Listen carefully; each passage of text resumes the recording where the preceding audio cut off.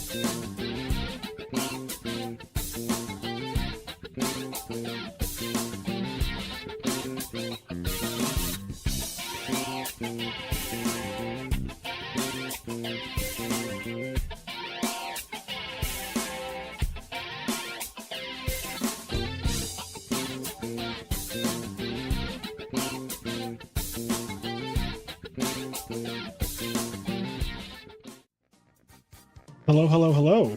Can you guys hear me? Welcome back to the channel and all that good stuff. Yeah, we are streaming a little locals tonight. And we're going to be talking about Konami and how they are trying their absolute hardest right now to, I guess, pacify the community. That's what I'll call it, because everyone knows how pissed we were with the trying to force the advanced Edison thing. But now they're doing Ultimate Time Wizard, which was not planned 100%. Like, you can just tell that that shit came out of nowhere. It's also like 2 weeks before Nationals. Like, they're just announcing an Ultimate Time Wizard 2 weeks before the event. I think they're doing that because the RBET is happening, right? Like, people had an alternative thing to go to. And so now all of a sudden they're like, oh, we're going to do an Ultimate Time Wizard. And it's going to be top 16 for the first time ever. Well, if it gets enough people, that's yet to be seen. But yeah, it's just a really unfortunate thing, because now you have people who already booked for the RBET. They paid their $40, right? Now Konami's like, hey, we want you for our event, pay $25 to come to this thing. It's a mess. Like, there's no reason that an Ultimate Time Wizard should be announced 2 weeks before the event. Like, literally Nationals is in 2 weeks. So I think it's just ridiculous. A lot of people canceled their flights, obviously, because they're like, oh, I was only going for Edison. You guys are not having an Edison event. You're having a fucking hat event on Sunday, which is just Attack of a Giant Car, which is single elimination. So it's not even like, to be honest, like, a single elimination to travel for single elimination is crazy. Like, no one is really banking on that. Like, there's some diehard hat fans, I'm sure. But, like, it feels so bad to travel for a single elimination tournament. Like, that is so fucking bad. It's just a mess. It's just a mess. Like, things that we have been asking for literally over a year now, like top 16, and, you know, like, why is it happening now? Oh, it's happening now because everyone's pissed. Like, that's literally the reason why it's happening. No, the RBET I don't think is being canceled. It's already happening. Like, it's full. Like, it's not, like, it's definitely not going to be canceled.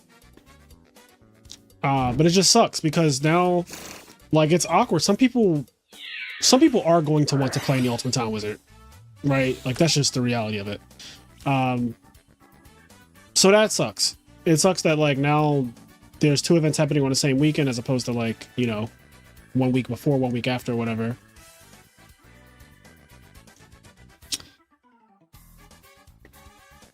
Rich, I mean, you don't know that. You don't know that Nats isn't going to get enough for top 16. Like, I would not be surprised if it did. That's what I'll say. I would not be surprised if Nationals got enough for top 16. There are going to be a lot of players there. Like, it's Nationals. It's the biggest event of the fucking year. There were 3,000 people in the main event last year in Texas. So even if you just get people who like, oh, I'm going to nationals and I was going to play modern, but now I want to play the Edison event that it's, you know, now it's a thing. Like I'm already going, you know, I have this option. Like they absolutely can get, they can get 256 people. They can get 256 people. Trust. Like I would not be surprised. I'm not saying it's guaranteed, but it's also not one of those things where I just think that they're not able to get 256 people or 257.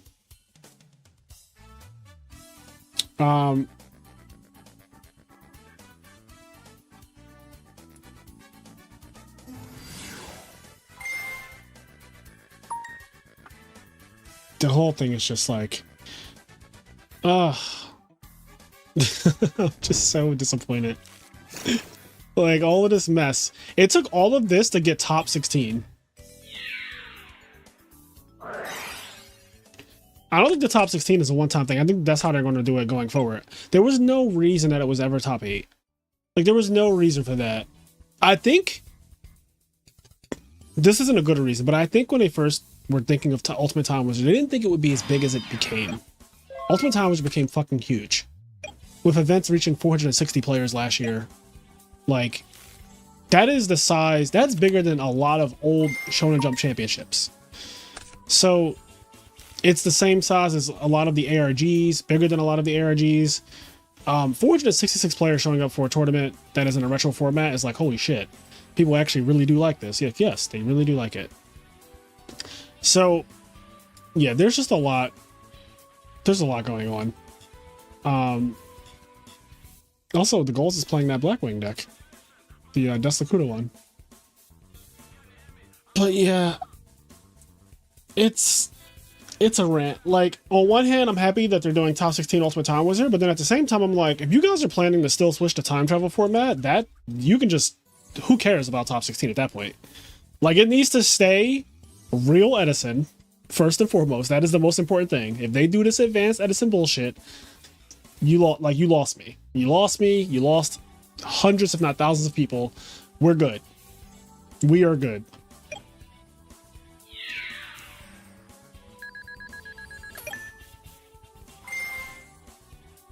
Also, yeah, that's another question, Vincent. Like, I have no faith. I don't think there's going to be prizing for top 16 at Ultimate Time Wizard. I'm going to be honest. Not that top 16 prizing is ever good for anything, but like, I feel like the prizing should increase. Top 16 can get the mat now. Top 8 can get, I don't fucking know, something. And then you can still do your top 4 gets like the oversized cards, winner gets giant card, whatever.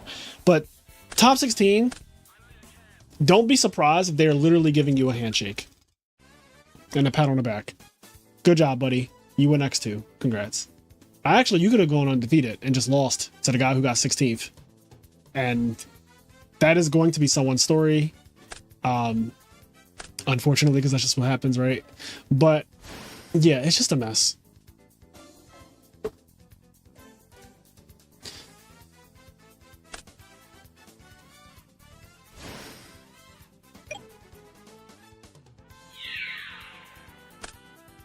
Also, how long have we had the Tengu mat? I guess it's been like a year. Has it been a year? Maybe it even has. Probably hasn't even been a year. I don't know. But I'm kind of over the Tengu mat. The Tengu mat is weird to me because they never did an Ultimate Time Wizard for Tengu format. I just think that is crazy. Like, even when they first announced the Tengu mat, I was like, oh, for sure they're doing a Tengu Ultimate Time Wizard. And that just did not happen. That just never happened. So now I'm like, damn. That's insane.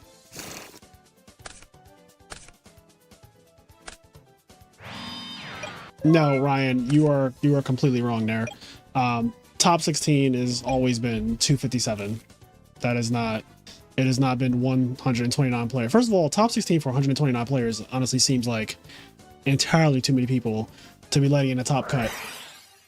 Like if you have 129 players and it's top 16, I think that's like doing like 12 people in a tournament and top 4 is getting into like just now. Just now. 257, top 16. This makes it where people who go X2 are not just like fucking eliminated. Because for all intents and purposes, Ultimate Time Wizards are kind of single elimination in disguise. Granted, I have topped an Ultimate Time Wizard tournament at X2. I topped Niagara X2. But it is very like difficult and lucky to top at X2. Denny Yu, who won YCS Sacramento last year, he was X2. He was 8th place. Matt Kalinda, who won the first ever Ultimate Time Wizard, he was 8th place. He was X2. It's kind of funny because a lot of the X2 people ended up winning the event. Like I think the guy from Anaheim, the Blackwing dude, I'm pretty sure he was X2 and also won the event. So anyway, that's not the point. Now you can be X2 and just like be kind of comfortable. Like you're not guaranteed at X2, obviously, but you're also not fucking eliminated at X2. And that's the important part.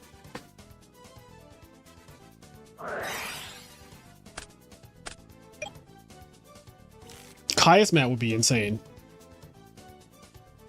Absolute Zero mat would be insane. Well, they already did a Brionic mat a long time ago.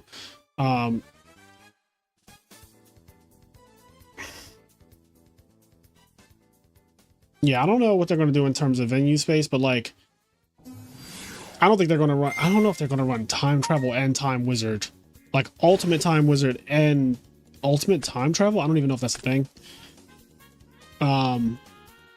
Yeah, Time Travel just sounds like a fucking rant.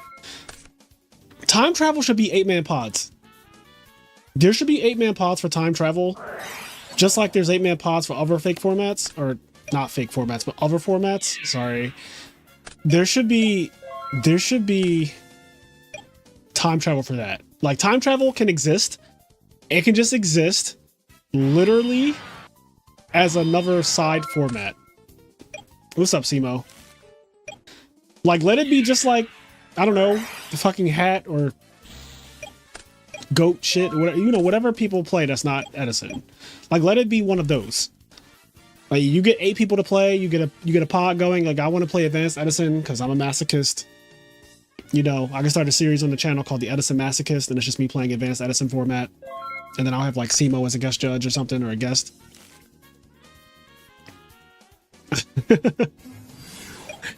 Everyone's like, hey, yo, the Simo.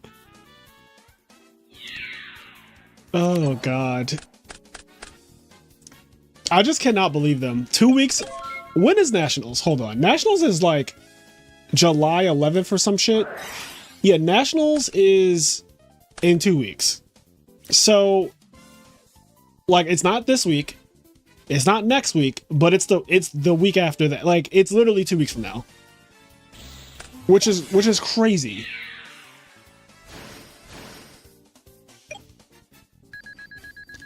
Because they weren't planning to do it, Simo. That's the thing. The Edison Masochist sounds like a serial killer. It could be.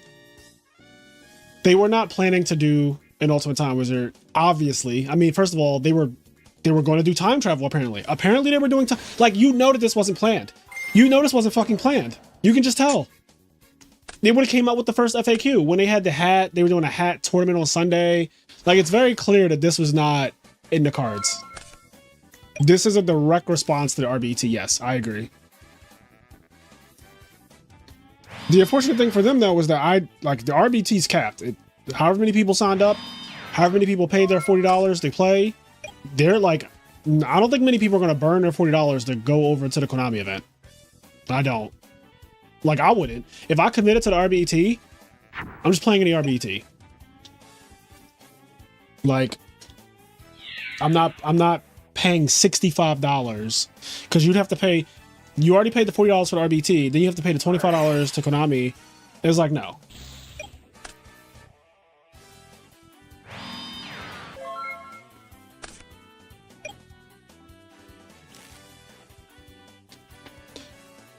So, how close is Nationals to the RBT venue? Like, is it actually that close? 10 minutes? Okay, so you could literally, you could make it.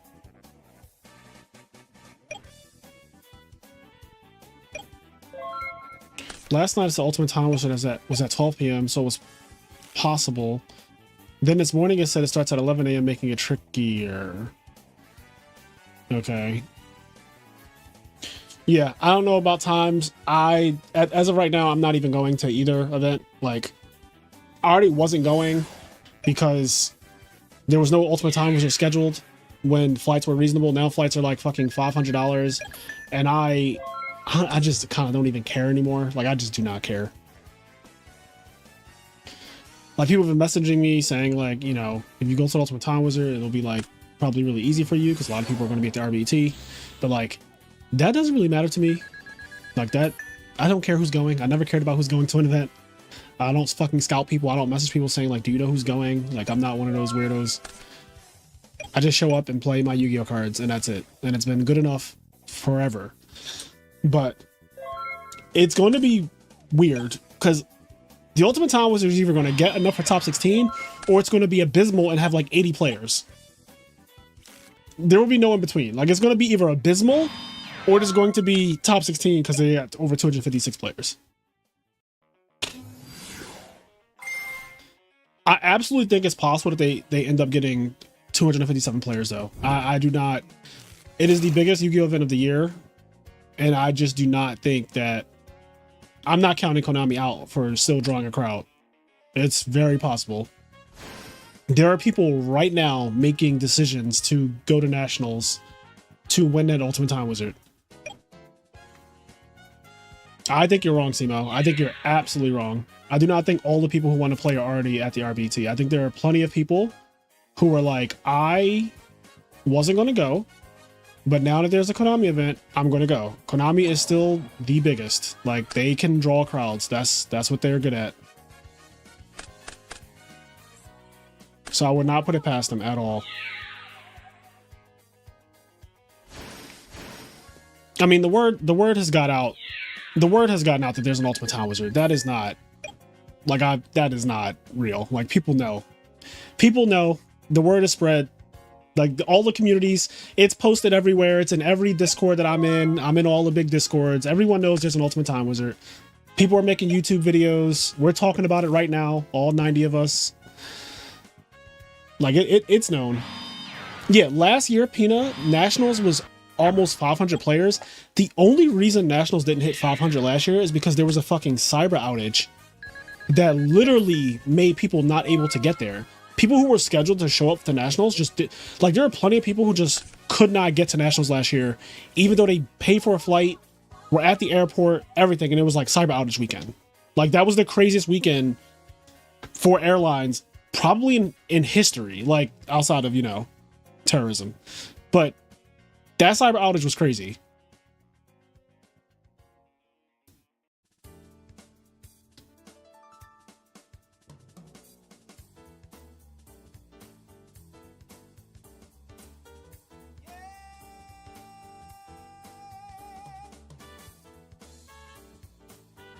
I think Texas is different from Indy, but we'll see. I agree.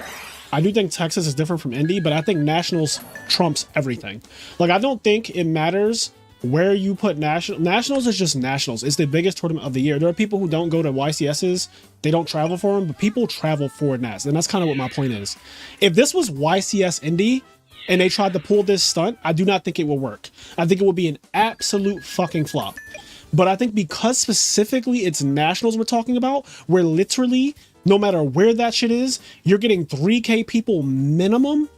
That is the reason why I think that, like, it's still very possible for even some of the modern people to, because I've already seen conversations of modern people being like, oh shit, I'm playing the Ultimate Time Wizard now. Like, they're like, it's gonna be free.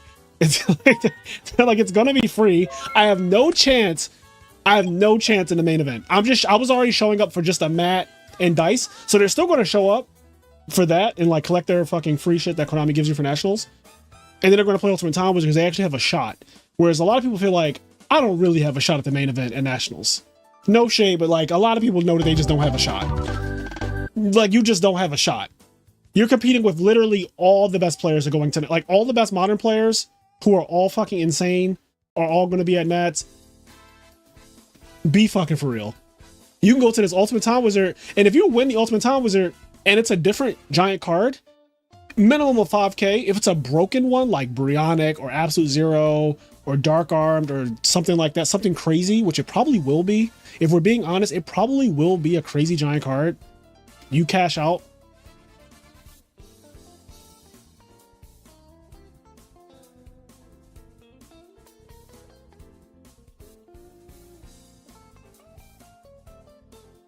The other angle is that people know a lot of the good players are RBT, so they think they have a better chance to win Ultimate Time Wizard. Exactly. Like, Sizzle, for example, is signed up for the RBET, and he's one of the best Edison players there is, so it's like, a lot of the competition is going to be at the RBET, and that might make like a lot of people are not dumb. Like, they're thinking this. They're thinking the same thing that you're thinking. Like, this event is probably going to be more free than usually they are. High chance I'm not going to be there. Like, as of right now, I don't think the flights are going to go down, by the way. I just don't think the flights are going to drop below $500. So as of right now, I still won't be going. So you could take me out the picture. You could take Sizzle out the picture. You could take fucking a lot of the other names out the picture. And then you have an event that is like pretty sweet. Like, and that appeal is, I think that appeal is greater than people realize. Again, the event is either going to be abysmal, 80 players, 100 players, something like that, like the smallest one ever, or it's going to be fucking top 16 because a lot of people had the same fucking idea to go and try to win this easy event and get this giant card.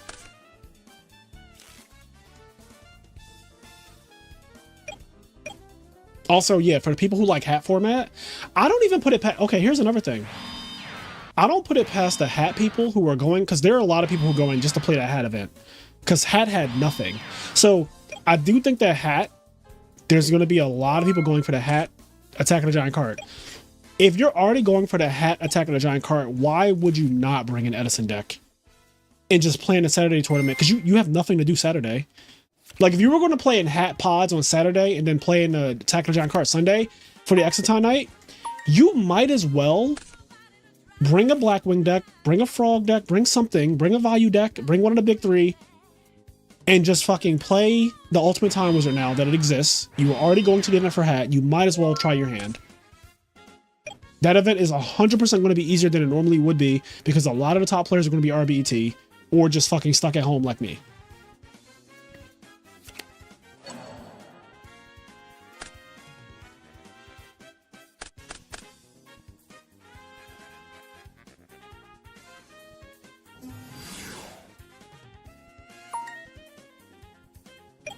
What makes me the most annoyed is that Konami could have built a brand new format like a retro rotation format, but nah, hostile take over the community formats. The thing is though, they can't actually like take over Edison because Edison was not started by Konami. Edison is a grassroots community, and even if Konami's out the picture, it will just continue to thrive, as you saw with the RBET. Like, the RBET has the players it needs to cap. So like, it doesn't, Konami being in or out will not affect like Edison in terms of it living or dying. It's good to have Konami in the picture, just like it would be good if Smash had Nintendo in the picture. They do not, but it would be good if they had, if you have like the actual company that owns the IP, it's nice to have them in the picture because then it's just bigger and it grows faster and everything, which it has in the last 2 years because Konami joined it. Ultimate Time Wizard made it even bigger. Ultimate Time Wizard is a thing that also happens in Europe and stuff like that, so that spreads it to like other countries and shit. It happened in Australia, right? Like, we had Keza on the channel and Teach Me How to Cook. Keza won Australian Ultimate Time Wizard with Amaryllis. That's great. Like, they don't have majors in Australia, so having an Ultimate Time Wizard, now people were playing Edison in Australia more than they normally would be.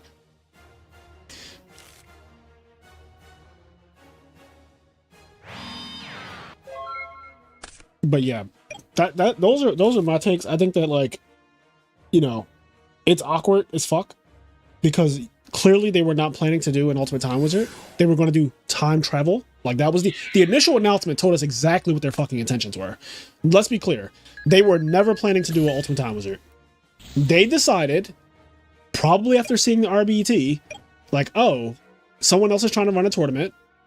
Why don't we just do Ultimate Time Wizard? Because, like, what does it really take to run an Ultimate Time Wizard? Let's be real. Like, what does it really take? All you need is a couple judges. The players show up.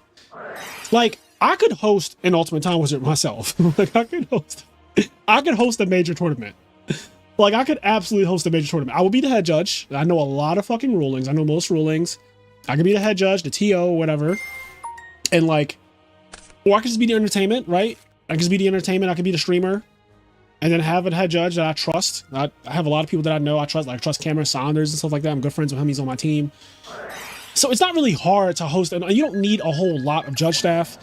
A lot of players kind of know the rulings. Yeah, there's going to be some obscure ones. But then you have, like, I don't know, a couple judges that are there for the obscure chances that, like, how does this work? And you tell them how it works, and you just go back to, like, just watching and stuff like that. I don't think it's hard to run an Ultimate Time Wizard. They need 200 suckers, and I am one of them. See? Mr. Gomer, or M. Gomer, is already, like, he's already showing up to the event. M. Gomer might win the Ultimate Time Wizard. He might win the fucking event. How do we get 20,000 cards and so few good ways to play them officially made by Konami?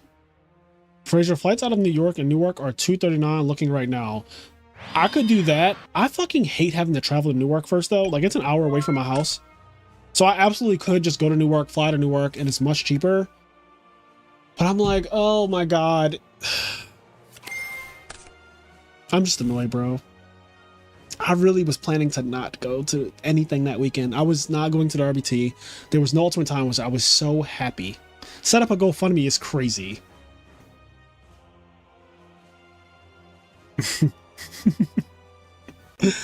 Oh God. And it's funny because every single day for the last like 2 months, I've been getting notifications about the flights to Indy because I set a price alert that I have not turned off. So every day it's like the price has changed this much. The price is going up. It's going down. It's going up. It's going down. Wait, you're going, Simo?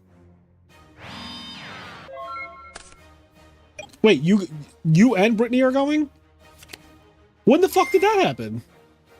I thought you guys weren't going. Motherfuckers. I'm in the RBT. Oh God.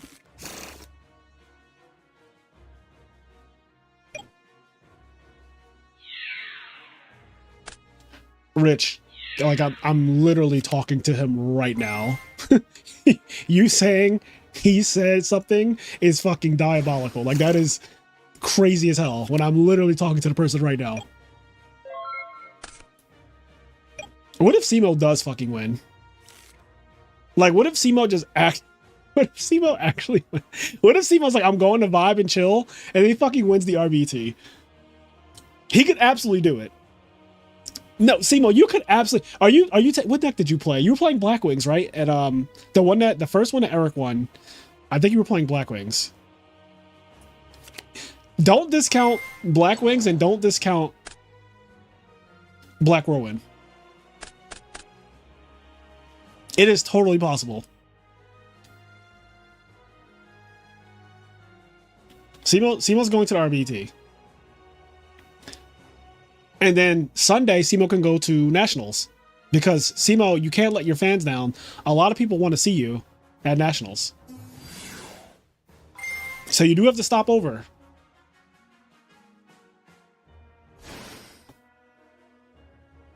Oh, I'm flying out Sunday morning at 5 a.m. Oh, God. That is crazy.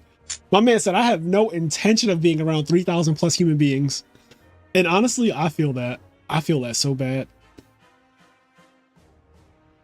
Okay, that's fair. You were going to go Friday, or if you scrub, go to the venue Saturday to see people. Yeah.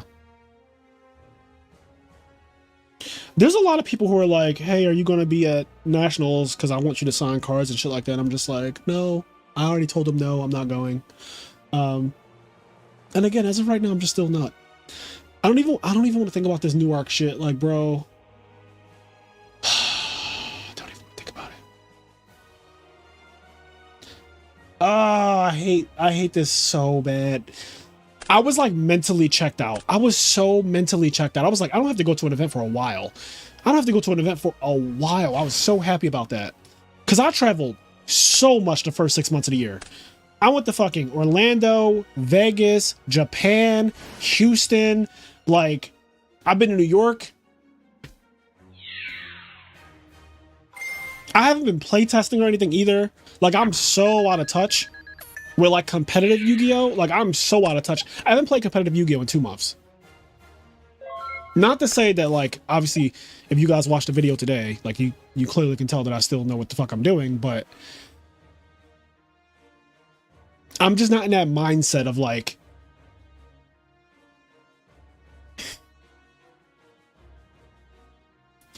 just go to vibe. Bro, it's like $1,000 vibe. It's $1,000 vibe, Simo. My channel doesn't have 400K subscribers, bro. Like, that's $1,000 vibe. I don't know about $1,000 vibe. Fuck you. I knew you were gonna say that. Neither does mine. Yo, well, I was gonna say, yo, get Simo to 400K, but like, who, like, everyone's watching this is already subscribed. And if you're not, go subscribe to Simo's channel, obviously. But yeah, I cannot. The $1,000 vibe is crazy. Like, I do like Nationals. You know what fucking sucks, guys? I didn't get to play at last year's Nationals because I submitted my deck list late and that whole fiasco happened. You guys know about it. I didn't get to play at last year's Nationals. And I really was looking forward to playing at this year's Nationals. I was really disappointed when I found out that Konami was not even doing a Nationals, and instead they were fucking us with advanced rules and erratas, which was like, oh god, it's like the opposite of getting to play. And now they put a real Ultimate Time Wizard on the book 2 weeks in advance. Just crazy, bro. Just absolutely crazy. This has been a crazy 2 weeks, or 3 weeks, however long it's been since that initial thing happened. Not gonna lie, I'm going to Nats to soak up Nats vibes. Haven't gone since 2010 Nats in Minnesota. Crazy to remember LeBron announced he was going to Miami that day. You don't need a test, brother. You're correct. Thank you.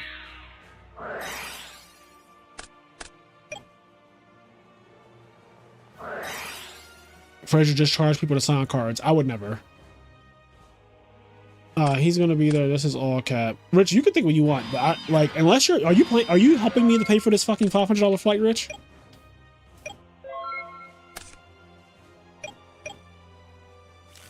It is not Edison 2. No, it is real Edison.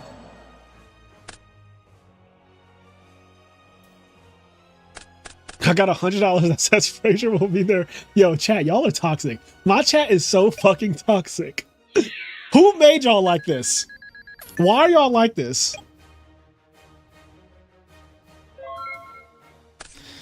Who made y'all like this? Okay. Simo says business expense.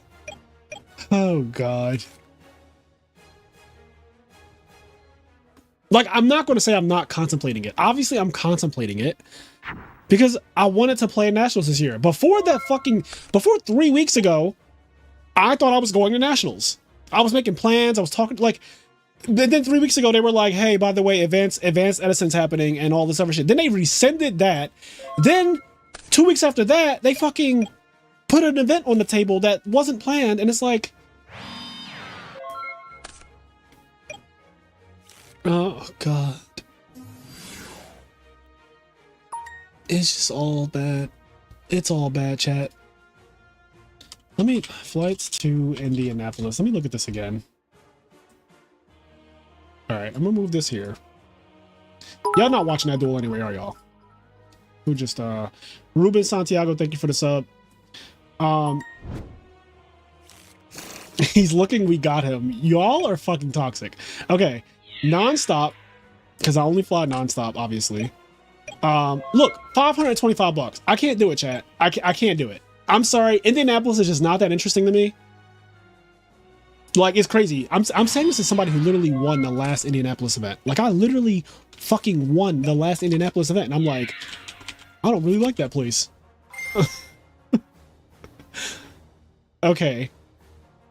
Okay, hold. We can get there. All right, we can do it. We can get there. Spirit is 136. Hold on. Hold on. Oh, but this is coming back at 10:15 a.m. on Sunday. but I plan to top the event. So, okay, I can fly back 10:15. But this is leaving from Newark though, right? Bro, what if I'm not going to make it there now because I'm going to fucking be on the Spirit flight? I shouldn't say that, but like, this is so bad. Y'all trying to get me to fly Spirit, and now I don't trust y'all. Y'all are trying to get me to fly Spirit, and I don't fucking trust y'all now. I'm going to track prices though for this. Like track Friday to Monday.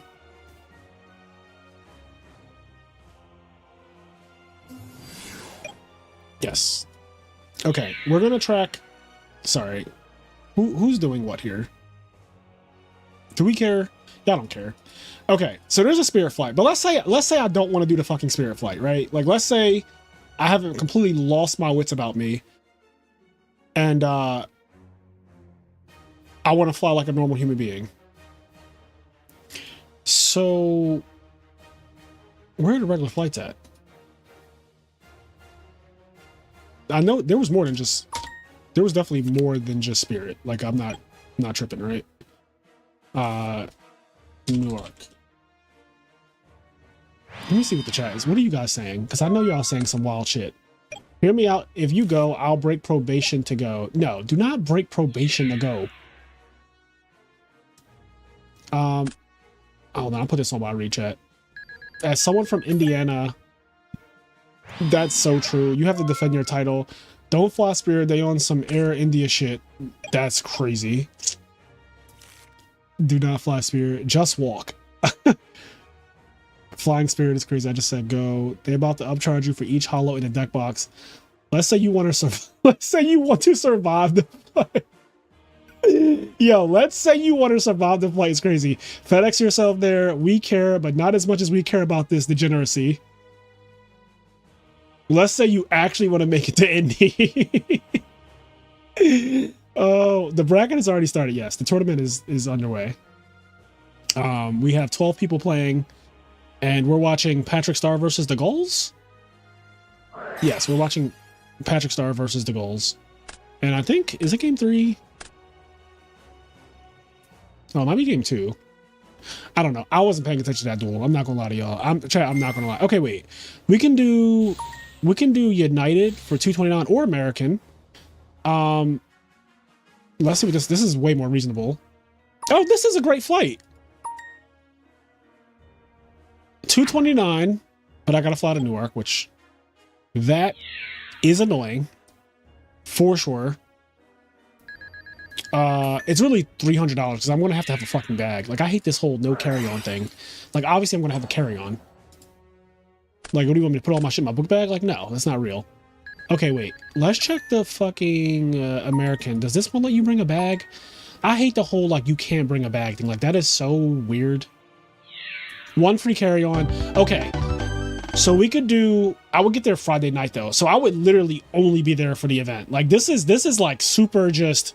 You're showing up to play an Ultimate Time Wizard, and that's it. 229. Standard seat. One free carry-on. Yeah, that would be good enough for me.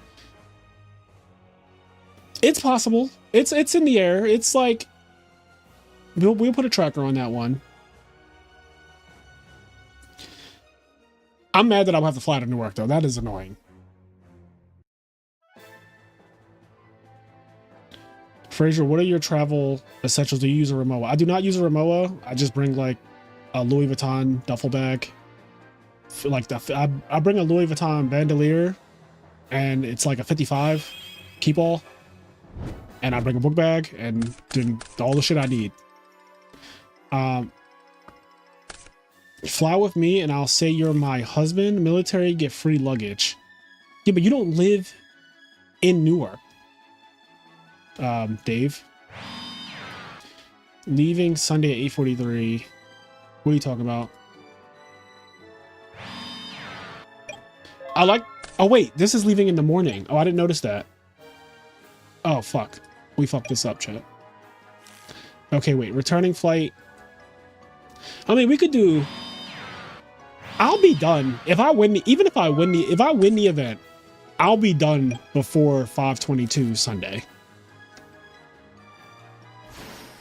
Thank you, Race Peacock, for having my back, though, because I didn't realize that that flight was clearly wrong. So, here we go. This is a more accurate, like, the event will conclude at, like, 2 p.m. latest, and then I'm out of there. Like, I'm fucking out of there.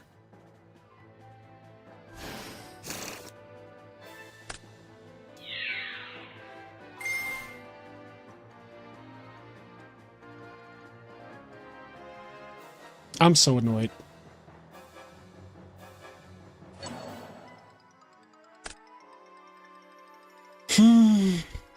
This is so frustrating. I really don't want to go to this event, y'all. I really, like, I'm being so serious. I really don't want to go.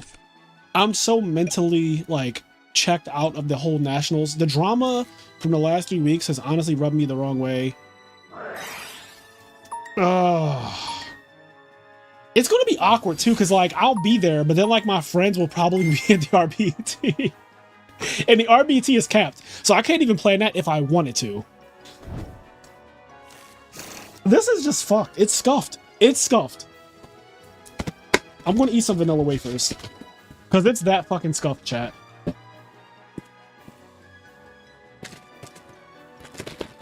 It's just scuffed.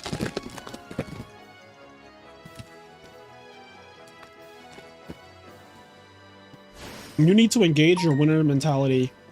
How are you getting your giant card back? That's the funny thing. I don't have to worry about that. I promise you. If I win the giant card, I won't have to worry about that. I won't have to worry about shipping it. I won't have to worry about carrying it. I'll have it for a bunch of pictures. I'll maybe even get a new intro where I'm holding it up like I did the JD. And then that's it.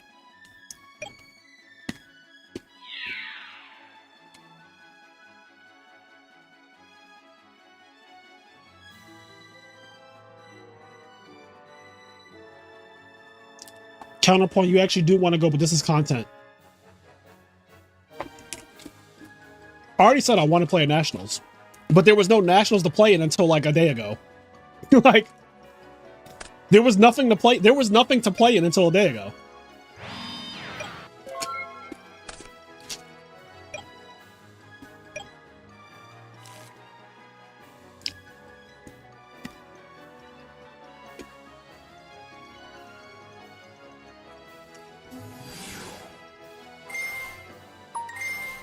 So when you win at Nats, are you going to use the new clip with the giant card, or will you splice the two clips together side by side? I would definitely splice the two clips, or maybe I'll just use both intros.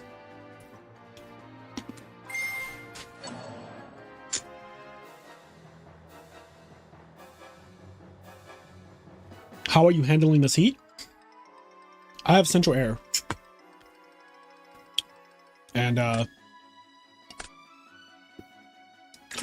okay, Tony honestly struck a chord just now, because he said life is short, you should just go and have a good time. And that is the motto I use for every bad decision I've ever made, because, like, life really is short, and I do believe in just seizing the day, like carpe diem.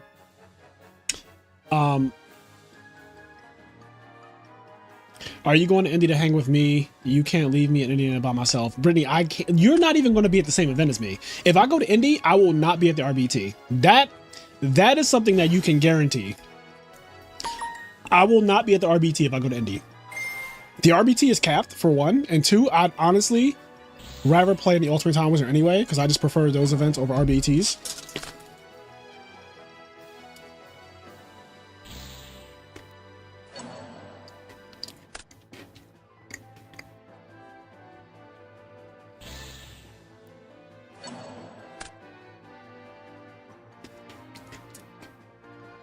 Knock, I know it's you.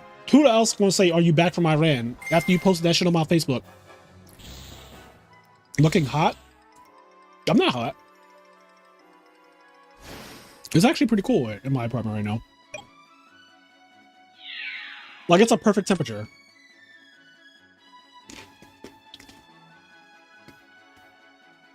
I'm going to the main event for 5 minutes with the girlies. Who are the girlies? Should I know the girlies?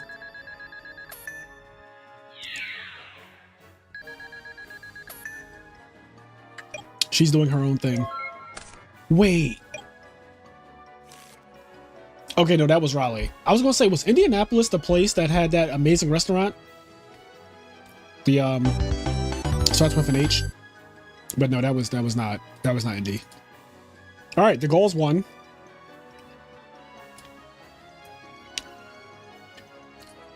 You found a good place. And you didn't even fucking include me. Look at that. Look at what friends will do to you. Simo and Brittany didn't even tell me they were going.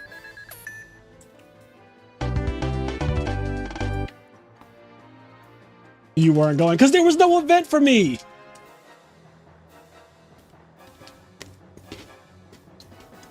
Are you allowed to strap on a GoPro and live stream your tournament? Absolutely not. You are not allowed to do that. If you go, I'll change the reservation. Where's this place at? What kind of food is it? Honestly, I trust you guys on food anyway, because Wei Lee was probably it's top 2 restaurants I've ever been to in the United States. Easily. Like Wei Lee, top 2 restaurants I've ever been to in the US.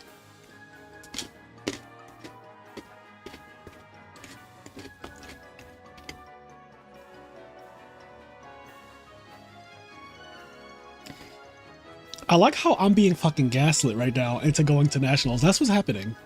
This is an attack on my psyche. Oh my god, I've been flying out of Newark so much lately. I flew out of Newark for Japan. I returned to Newark for Japan.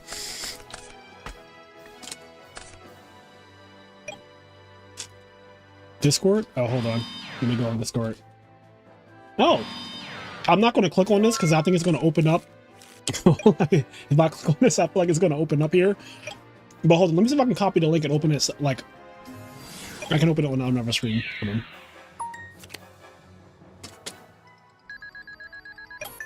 Well, this looks fancy. Hmm.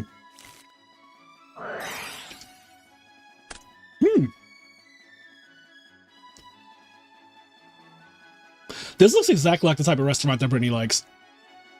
Like, this is textbook. This has textbook Brittany written all over. This is like so Brittany coded. I'm looking at the dishes. This is literally like literally Brittany coded.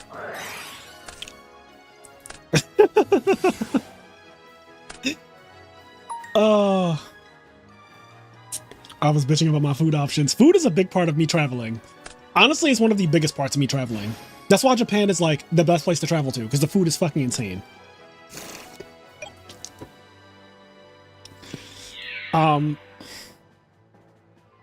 God. I did not expect that tonight I would even be considering booking a flight to nationals. And now I'm like 51%. I'm like 51% wanting to book a flight to nationals now.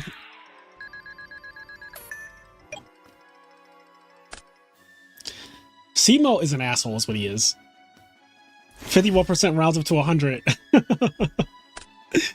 Yo, they're throwing every trick in the book is being used against me right now. Oh, God. Oh, this is really happening, isn't it? I'm getting conned.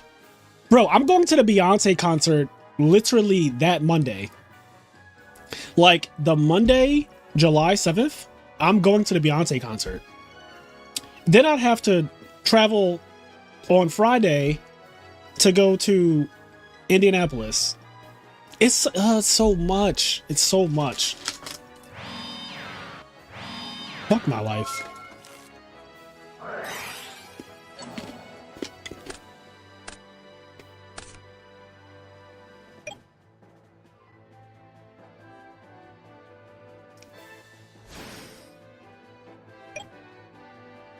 This is so toxic.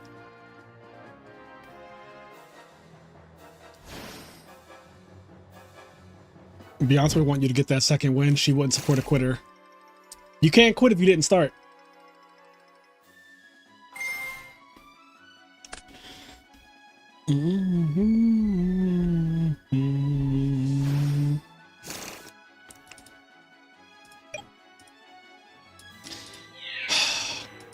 We haven't watched or talked about any Yu-Gi-Oh on the screen at all. Like, we haven't even tried, chat. We haven't even tried. I can't tell you what game they're in. I can't tell you who's been eliminated from my own tournament. That's the best stream. Like, we haven't even began to focus on the actual tournament, and there's a whole tournament going on right now. Look at us. Look at us. Who would have thought?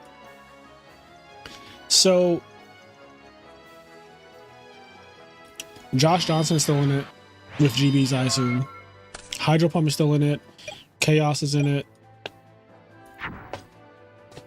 Oh my god, I'm being conned. I'm being fucking conned. $229 is a reasonable price, though. I gotta say.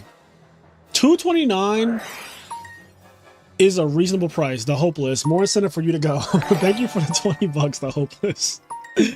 $229. Now it's $209. Now it's $209 is very reasonable. $209 is reasonable, bro. Oh god. Y'all just... Oh, fuck. I'm like doing way too much.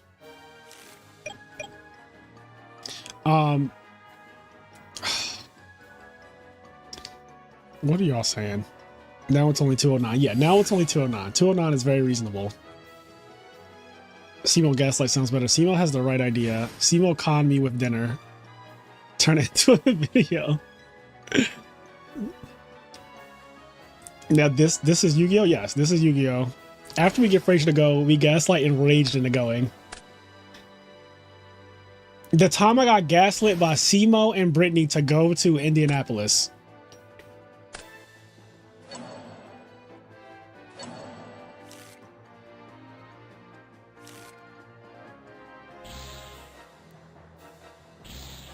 Ooh, that Unifrog in attack mode. Ouch. Ouch. That be game, I think. 1919, that's 38. And another 13. Yep. That does it. That's one way. Oh, this was the burn Blackwing deck. Damn. He had so much advantage, but advantage doesn't matter when you just die. It's funny because I have a teach me how to cook video with the Blackwing burn deck that I recorded already. I just need to like edit it and stuff. I have so many. I have a fucking folder of teach me how to cook videos unedited, and like I can't even begin. I don't know what order I want to put them out in or anything. Like I just have so many, and I'm still recording more, which is the crazy part. Let me just delete all of these emails. Just going through emails. I just want to stay in the house and play Clair Obscure Expedition 33. That's all I want to do with my life. And here y'all are trying to get me to go to fucking events that were unplanned and all that. Tony Safarian, you are going to win. Thank you, Tony, for the $10. Now it's $200. The flight to India is now $200. Which is, again, very reasonable. $200 is very reasonable. Members should get access to the raw... What raw footage? Of what? Oh, burn Blackwing sound disgusting. Oh, like put the video out without any editing? I mean, So I have thought about that.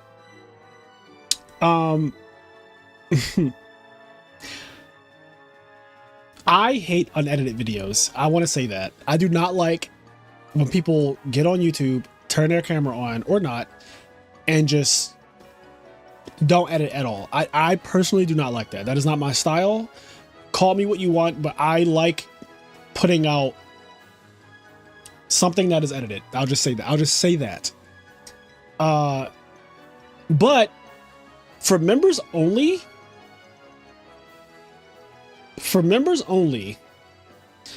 I could consider putting out the raw footage for members only, and then still putting out the edited version for like the normies.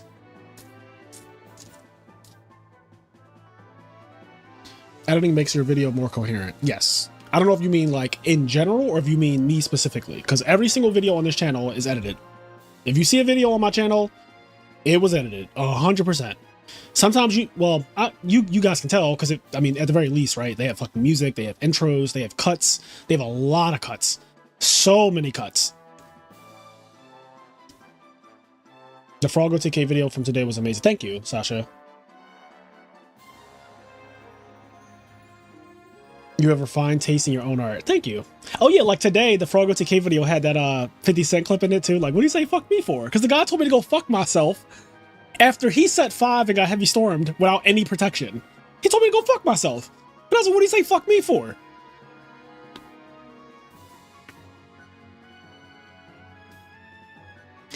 I want to send you $10 to help with the flight, but I don't want YouTube to take a cut. Yeah, YouTube takes 30%. But like, it's fine. 3 Phoenix Shades, Big Burn got heavy stormed. Yeah, he also had triple Phoenix Chain, Big Burn, and a Threatening Roar. Because I believe the turn I heavy stormed him, like he chained Threatening Roar to trap stun first.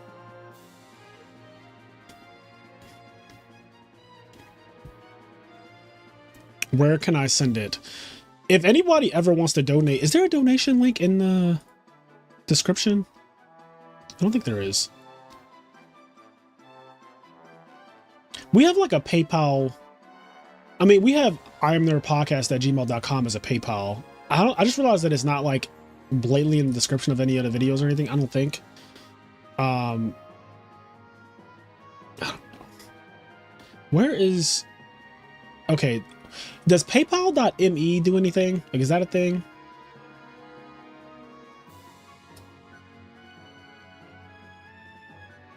I don't know, chat. Like,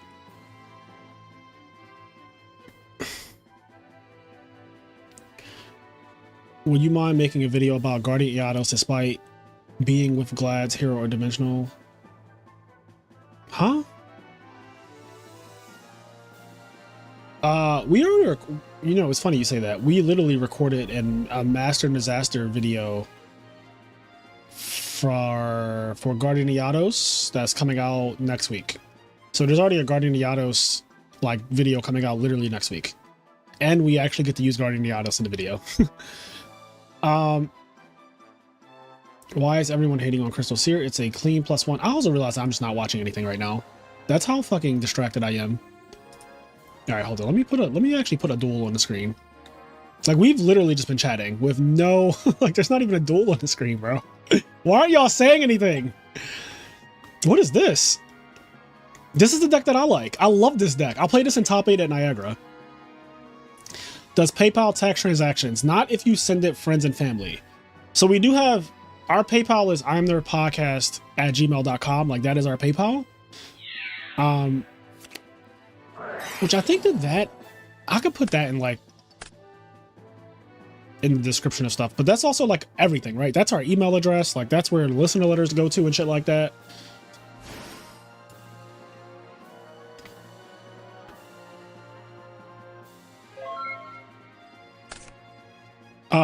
It's a clean +1 like a Raikou that doesn't mean anything good. The thing is, English Professor Vitali, Raikou is a god card because in Edison format, field presence is extremely important.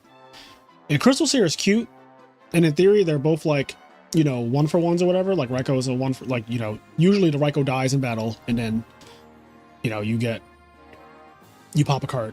And Crystal Seer, like, you know, it gets flipped, it dies in battle, but it replaces itself. So it's like, fine, you get a card. But popping a card like Absolute Zero or a fucking opposing Caius or like honestly, any monster is just really, really important in this format. And that's why Raikou will always be like top dog over Crystal Seer. I don't think comparing Crystal Seer to Raikou is the correct argument you want to make, is what I'm saying. I think that you can argue for Crystal Seer without bringing Raikou into the conversation at all, because once you do that, you're severely outclassing Crystal Seer. Are you doing anything fun for 4th of July? Well, I just went to a cookout for Juneteenth last Thursday, and it was amazing. As of right now, I have no plans for the 4th of July.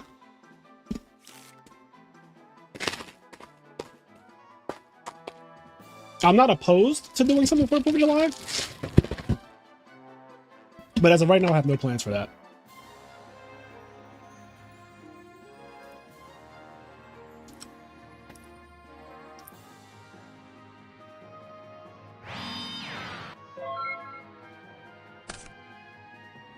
Would you consider making a video about your worst misplays? Maybe with Sizzle, show us you are human as well. Bro, if you just watch the channel, you can see me misplay all the time. Playing Yu-Gi-Oh! and recording and talking to Kenny or a guest is very difficult. I am not at full power when I'm recording. So if you want to see like misplays, you can. Now granted, you're probably not going to see my worst misplays when I'm recording, because I don't think my worst misplays have happened while I was recording.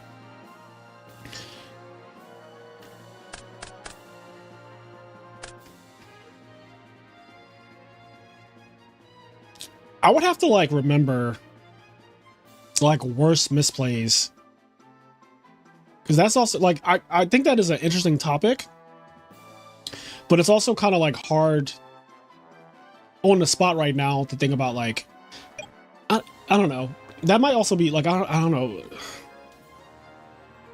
it's a very weird topic at the same time.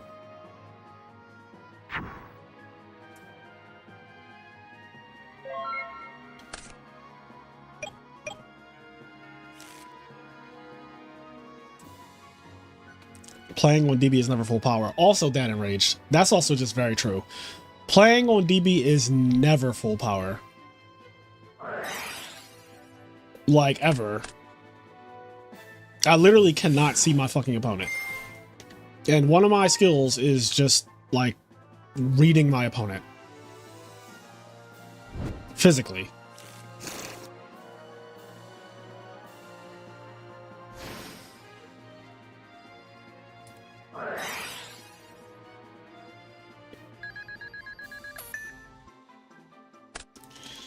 Raiko outclasses Spy too. Like, we're not really having this conversation right now, are we? Raiko outclasses Spy. If like, in case anybody was wondering, and I don't think there's a fair comparison to be made between those two either, because they do very different things. Like, you would sooner compare like Hamster to Spy than you would Raiko, right?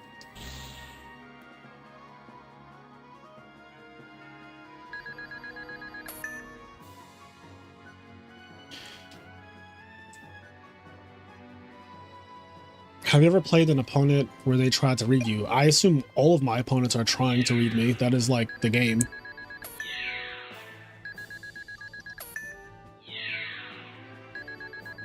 See that?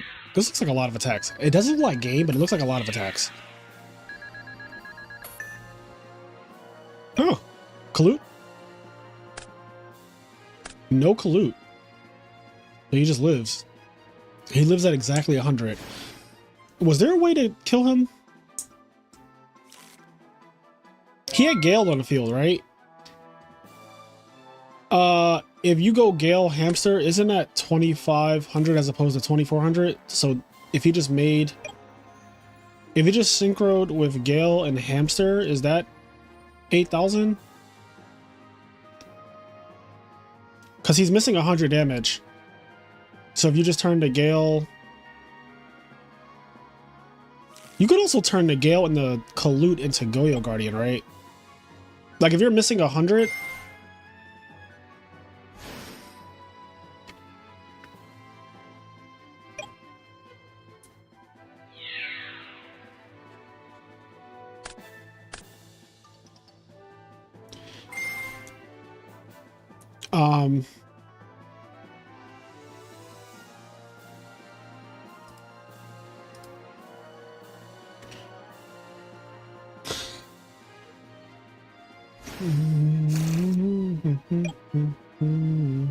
I think Spy shines a lot in like the hero beat matchup. The problem is the hero beat matchup isn't prevalent.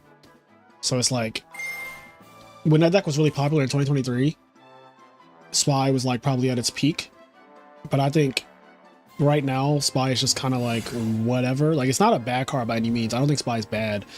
I just don't think Spy, if you keep bringing up Raiko and Hamster, it's like it's just not as good as those cards. Those cards come with a better package. They're just better cards overall.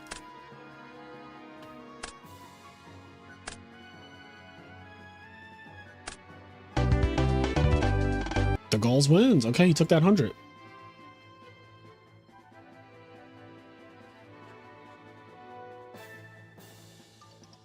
All right, this is also an interesting card. I've never seen this played in Edison, really.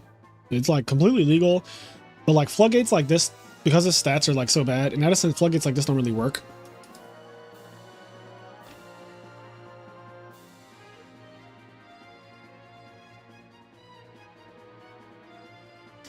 Okay. There can't be that many people left in the tournament, right? Single elimination, so. Black Sanji and Wagamuffin. I think Black Sanji is like.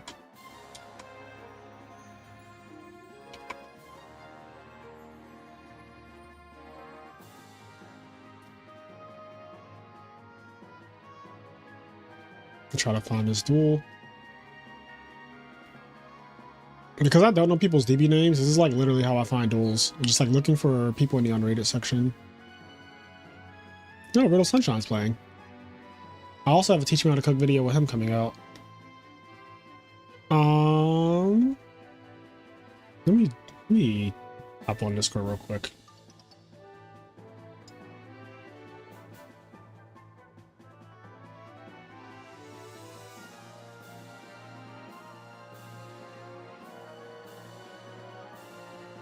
Oh, Black Sanji dropped. Okay, so Wagamuffin's in the finals. So I think we're looking for Johnson Boss versus the Gulls is what's happening right now. Yep, that's exactly what's happening.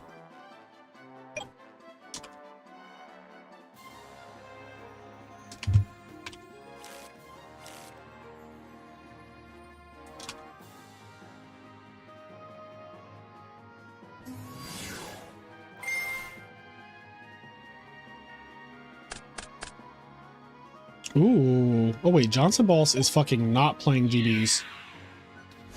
This is not any GB deck I've ever seen. Damn, I would have been watching him earlier if I knew this. You guys are going to enjoy tomorrow's Teach Me How to Cook.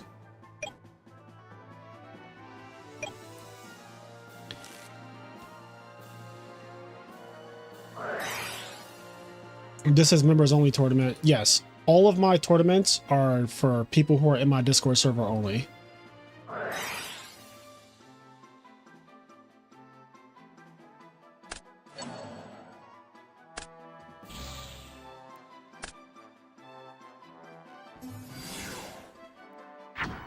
Who is the Teach Me How to Cook? You'll just have to wait until tomorrow to find out. Because you're not a member. All of the Teach Me How to Cooks go out early for members. That video has been on the channel for like, I don't know, like 5 days or something. Or like 4 days.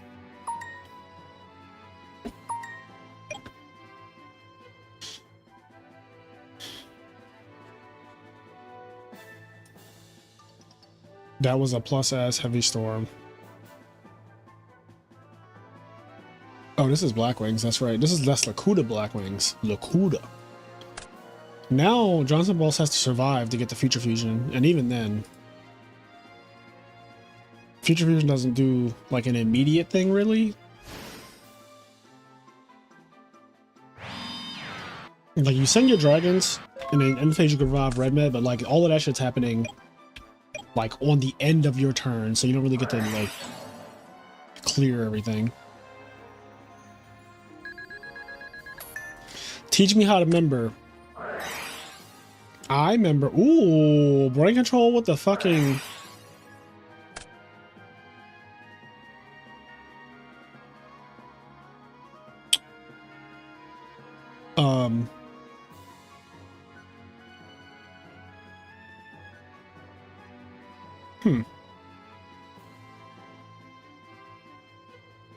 Hmm.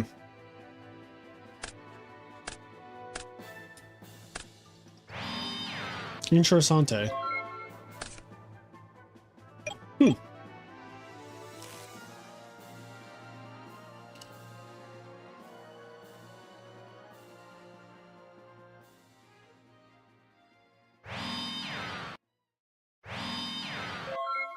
So he killed his own Stardust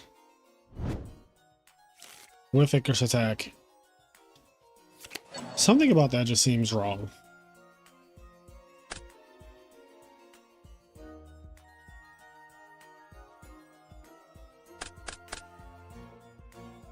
Yeah, something about that just does not. Well, what do I know? I am just an old man who's out of practice. Well, at least we're getting to see the conclusion of just this tournament. Only what we have like one more round, right? Like after this, it's the finals. Okay, cool. Yep, after this is finals. I mainly wanted to talk about, you know, Konami announcing an Ultimate Time Wizard and all of that shit. Then you guys fucking conned me into like looking up flights and stuff, and now I'm considering it. I really didn't want to consider it.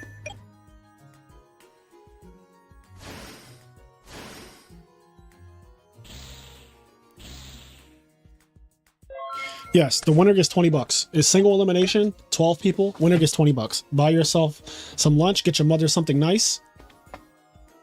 You know? Get some Chipotle or some Chick-fil-A or whatever you like.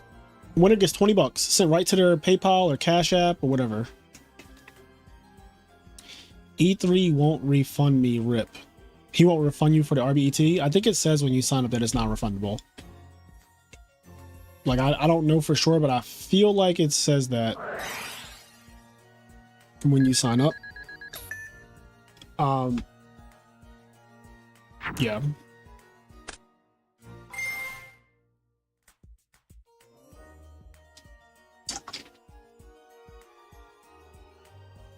And this is another reason why Konami announcing the Ultimate Time Wizard is really annoying, because a lot of people paid $40 to play in the RBET because there was no other choice. Like they didn't have a tournament to play in, so they played. You know, you paid for the RBET, but the RBET is not refundable. So then it's like you either burn $40 and then pay an additional $25 to play in the Ultimate Time Wizard, or you just play in the RBET like you intended in the beginning.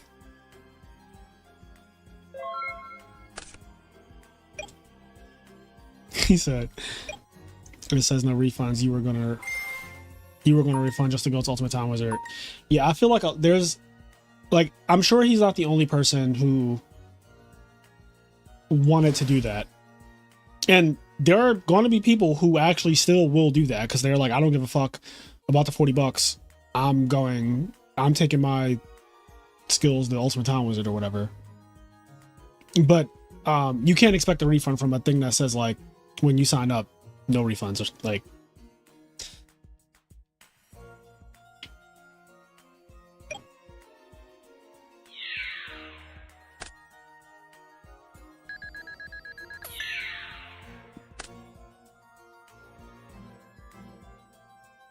yeah, I am also certain that like there are a lot of people who would refund their RBET to play the Ultimate Time Wizard.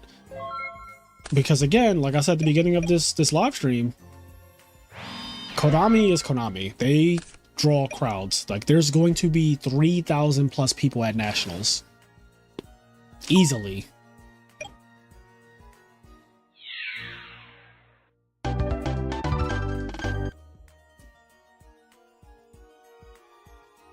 Like there's going to be a lot of people there. Yu-Gi-Oh players do not read. No, that is, Yu-Gi-Oh players just do not read. What does Dandelion accomplish in this deck just for Kai's fodder? I'm just not answering that. Johnson Ball's not playing GBs. What the fuck is this? Exactly. I'm just as confused. I'm literally just as confused.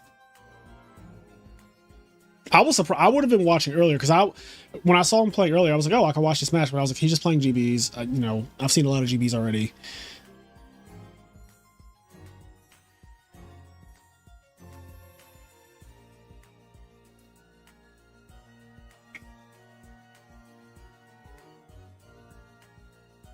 It's funny because I think you guys are going to be seeing more of this deck very soon, this Dragon deck.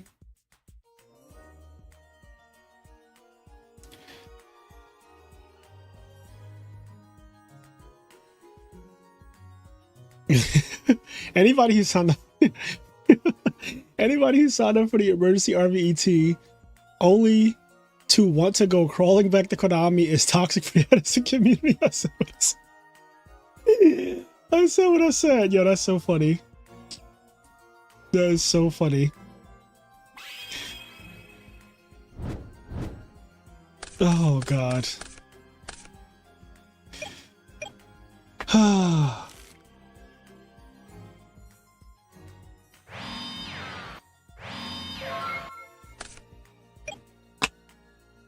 What deck will you play?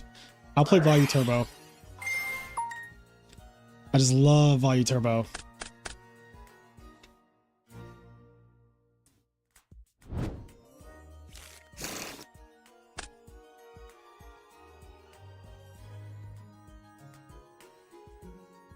Unless they were literally begged to sign up for RBT.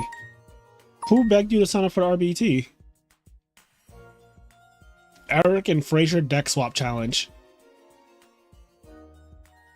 We both will feel like we got the worst, like the worst deck though. Not literally the worst deck, but like he thinks Hero Frogs is number 2 and I think Value's number 2.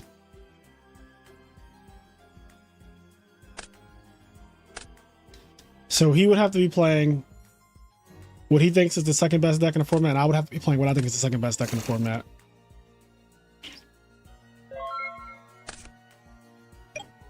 Could you imagine us in the finals with each other's deck though? That shit would be hilarious.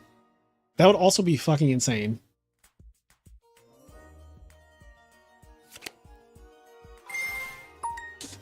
I mean, Oscar begging you to play in the RBET has nothing to do with Keegan and RBET though. Like, you can't be mad at, like, you can ask Oscar for a refund, but you can't expect like the tournament that you signed up for that blatantly says no refunds to like give you a refund.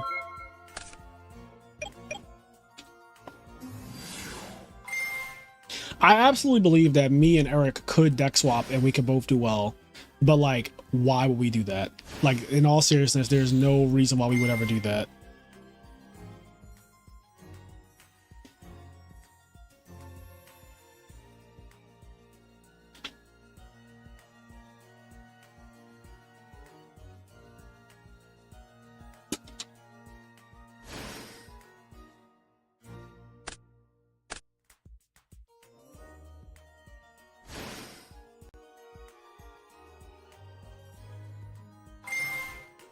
If you're already signed up for RBT, definitely just roll with that. I would have loved to see Sizzle compete with that quick draw list. I mean, you might, well, there's a high chance that you're going to see Sizzle compete with the quick draw list regardless. Like, he's going to the RBT. He signed up for that already.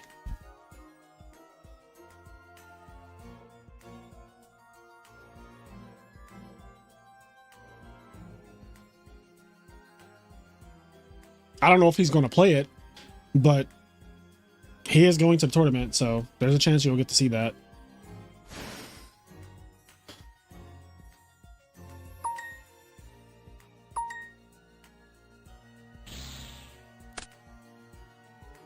Eric's Value Turbo deck is max already.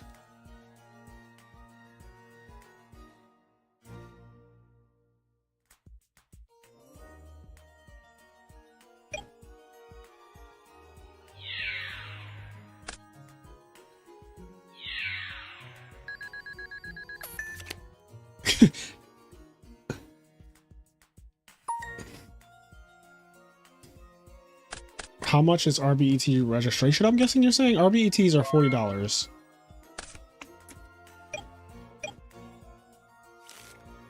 Or he super brains us and plays the Sizzle 41. He seemed excited about it. He seemed excited about playing his own deck. What are you talking about?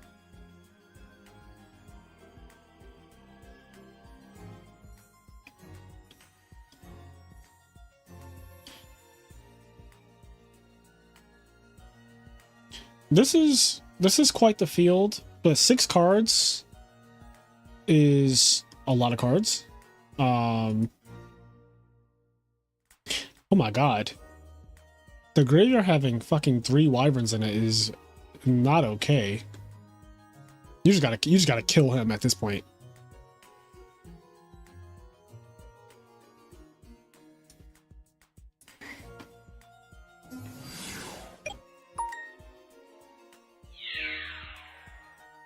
I'd like to see that Twilight Sworn deck in real life event.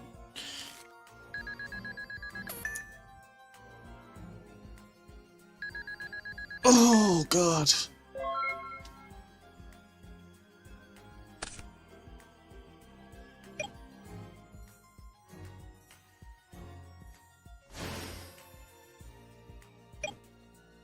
Twilight Sworn has already done well in multiple in real life events. Like, it literally got second place at YCS Houston 2 months ago. I thought he was going to win, honestly. I didn't see the finals, but I was like, that guy's running hot, and I thought he was going to win. And dead.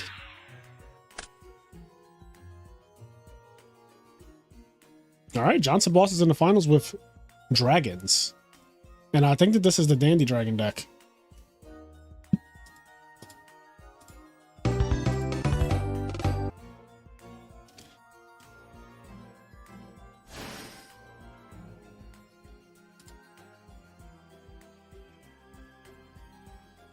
Lightsworn and Running Hot is a horrifying combination. It really is, though.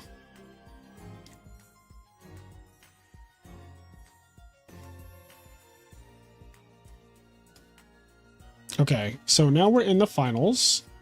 Johnson Boss versus Wagamuffin. I have no idea what Wagamuffin's playing, by the way.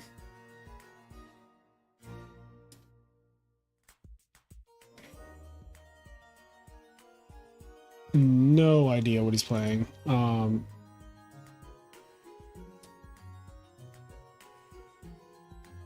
These nuts. Should I? He's doing single whiff siding. I feel like this is a perfect chance.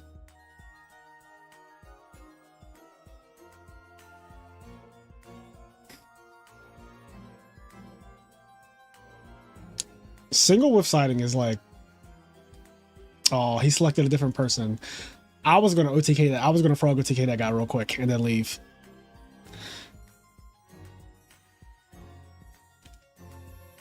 All right. Anyway, enough of me being toxic.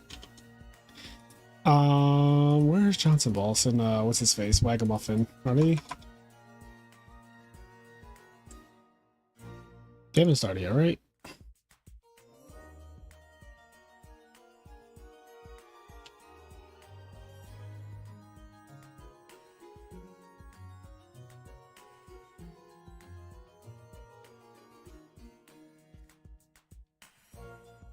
Oh, there's Wagamuffin. Okay.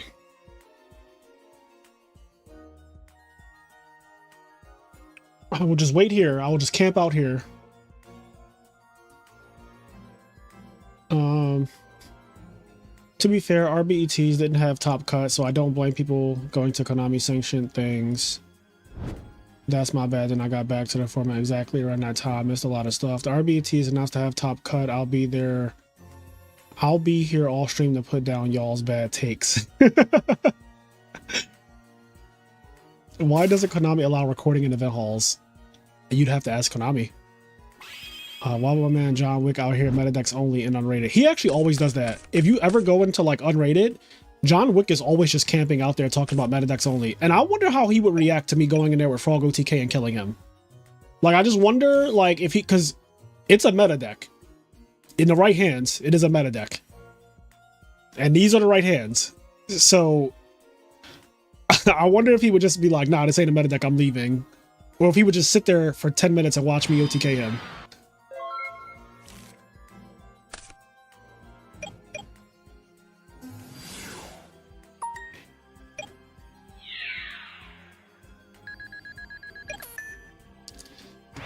Alright, Dragon's getting in the first hit.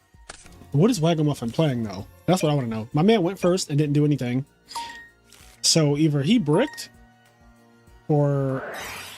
Oh, no. Oh, no. Oh, no.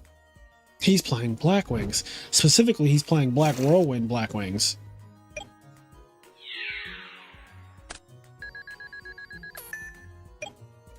I like the Dino Rabbit not redo guy. He's always camping. The people who camp on DB with like very specific things in their what they want, those people are so funny and unhinged to me.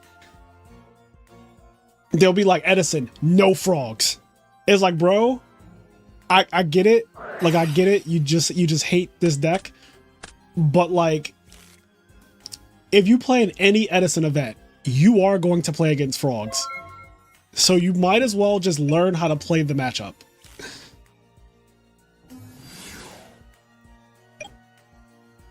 Who is Ragamuffin? I don't fucking know. Like, I genuinely don't know who that is. He won a tournament though.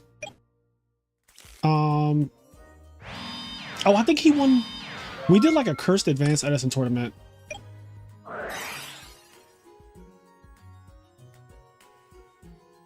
He joined this month, like very recently.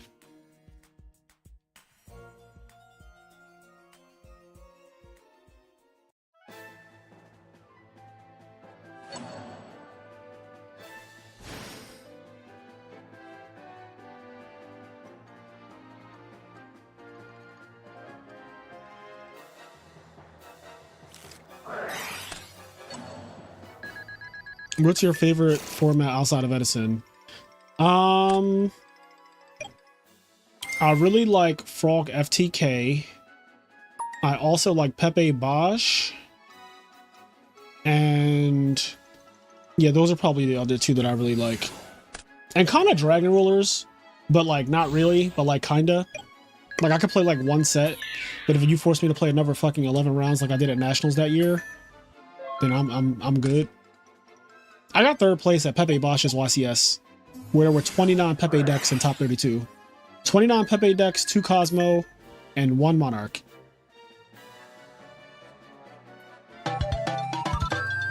Can you elaborate on the Frog FTK format? What do you mean elaborate? It's in the name. it's in the name. It's literally in the name. It tells you everything. It tells you literally everything you need to know. You just like the FTK people. I mean, I like frogs. And so that's really like the reason why I like it. And I didn't really appreciate it as much as I appreciate frogs now. Because like back in 2010, I was like, you know, 15 years younger and just passing the time by. Fraser, Frog, FTK, and Pepe Bosch. Man, you really be toxic. I am pretty toxic, yes. Are you new here? Why so many sets with Breaker in the name? Are there a lot of sets with Breaker in the name? Fraser seems like an MLA instead of APA. I was forced to write a lot of papers in MLA format, so there's that. What's the best deck in Frog FTK format? Well, that is actually up for debate because it might not be Frog FTK. Like I have not played that format enough to definitively say like Frog FTK is the best deck in Frog FTK format. Like it's very possible that somebody could cook something just better.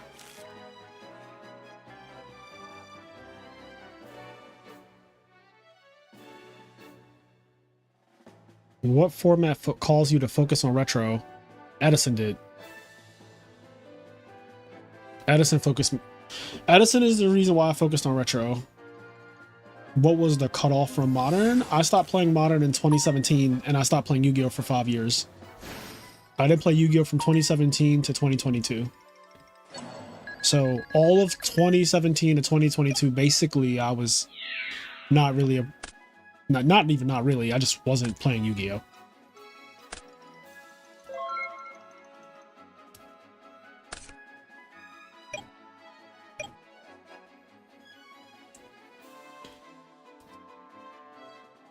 Domain Monarch format was the last modern format I played. I actually like Domain Monarch format. I don't know if that's what it's actually called because that format had BA in it as well.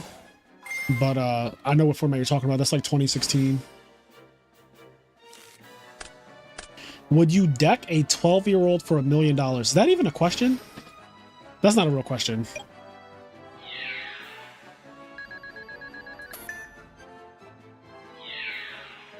Why is Yu-Gi-Oh so addicting? Every time I try to quit, it pulls me back in. Yeah, I quit Yu-Gi-Oh for 5 years, and then Edison got me back into Yu-Gi-Oh because I wasn't going to ever play Yu-Gi-Oh again. I was completely done. And then I saw that Yu-Gi-Oh had a community that was playing the Yu-Gi-Oh that I like, which is why I am back, and I've been back for the last 3 years.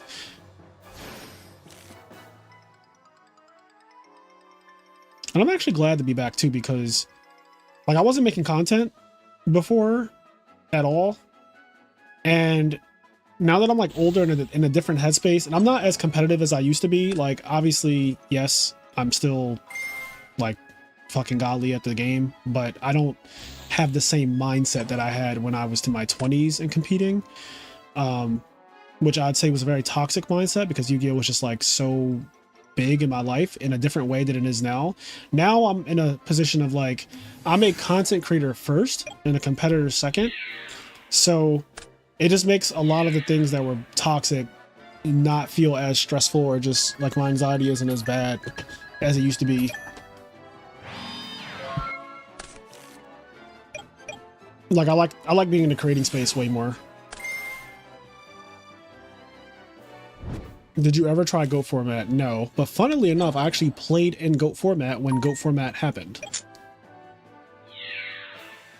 But I do not like GOAT format, if you're wondering. Like, it's not for me. It's interesting. I say this a lot. GOAT format is too slow for me, and modern Yu-Gi-Oh is too fast. So Edison, I think, is actually perfectly in the middle. It's like perfectly in the middle. Edison is both slow and fast at the exact same time, which I love. Like it's right in that medium speed for me that I love. Whereas GOATs is just fucking molasses slow, and I just cannot deal with that. And then modern is obviously, you literally like, I mean, you saw the video we did with Teach Me How to Cook with Stenga, where he's playing modern Dragon Rulers. We went second game 2. We didn't stop our opponent from comboing, so we just died. There was nothing to the duel. Our opponent just went first. And we went first game 1 and we won.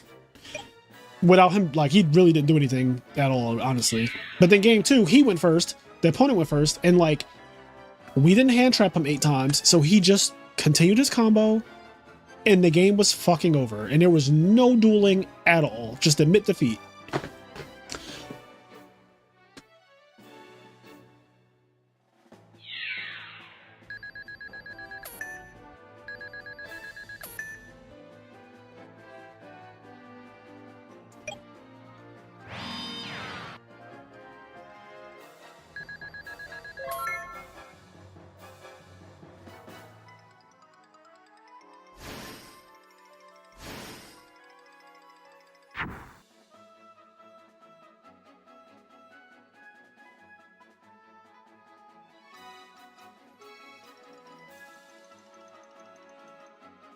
What are your thoughts on like the Nationals 2015 format? I have no thoughts on the Nationals 2015 format. To be honest, I don't think about other formats. Like, I just don't have like thoughts about the other formats, because I don't play them, so I don't really like have. And like, that one is so obscure to me. That's not even one of the ones that I hear people talking about. Like, at least with Redo and Hat and Tengu, like, you know, I hear people from those communities like chiming in or talking about those formats, but like I've never even heard of people talking about Nationals 2015.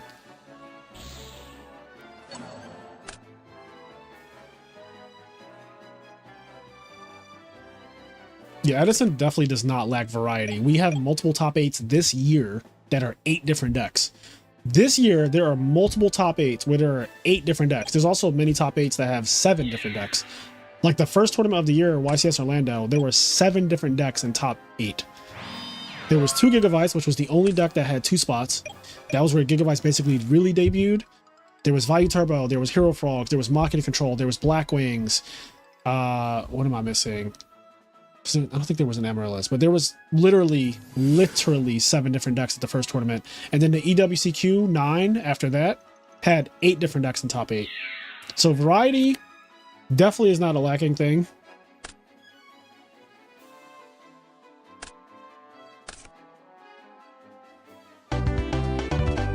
Oh shit, Wagamuffin won. That, damn, I didn't watch this at all and it's over already? Like both games?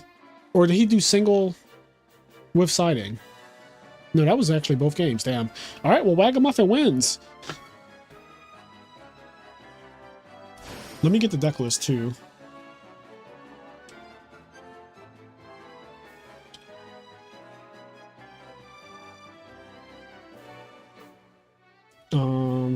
See what these duels were playing.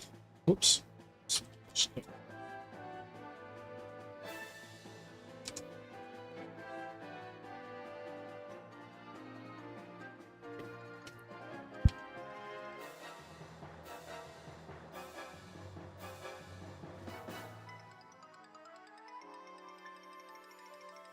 Okay, so I have their deck list coming in now.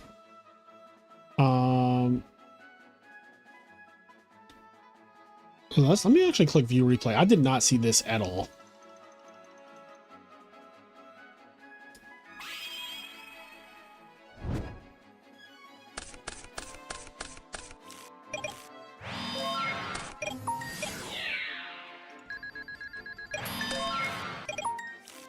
Any tips for someone starting a new channel?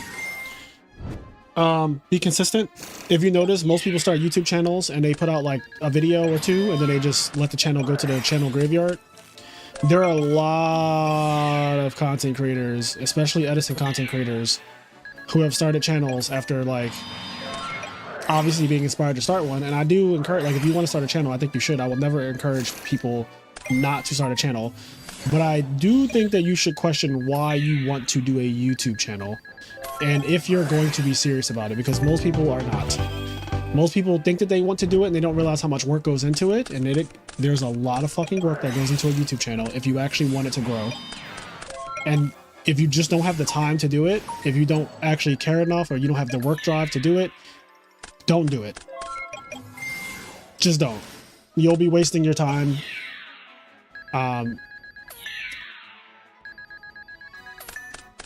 Like, YouTube is on the outside looking in, right? When you're just watching the content, you're like, I could do this. And then you start doing it and you're like, holy shit. There's so many parts that like you don't realize go into it. And it's very time consuming. And don't expect some crazy monetary return. So if you're getting into it for that, I also would not recommend it. That doesn't happen for a very long time. Yeah, you just have to ask yourself, like, why do you want to do a YouTube channel? I think that is like the most important question. Because if your motivations are not in the right place, it's just not going to work.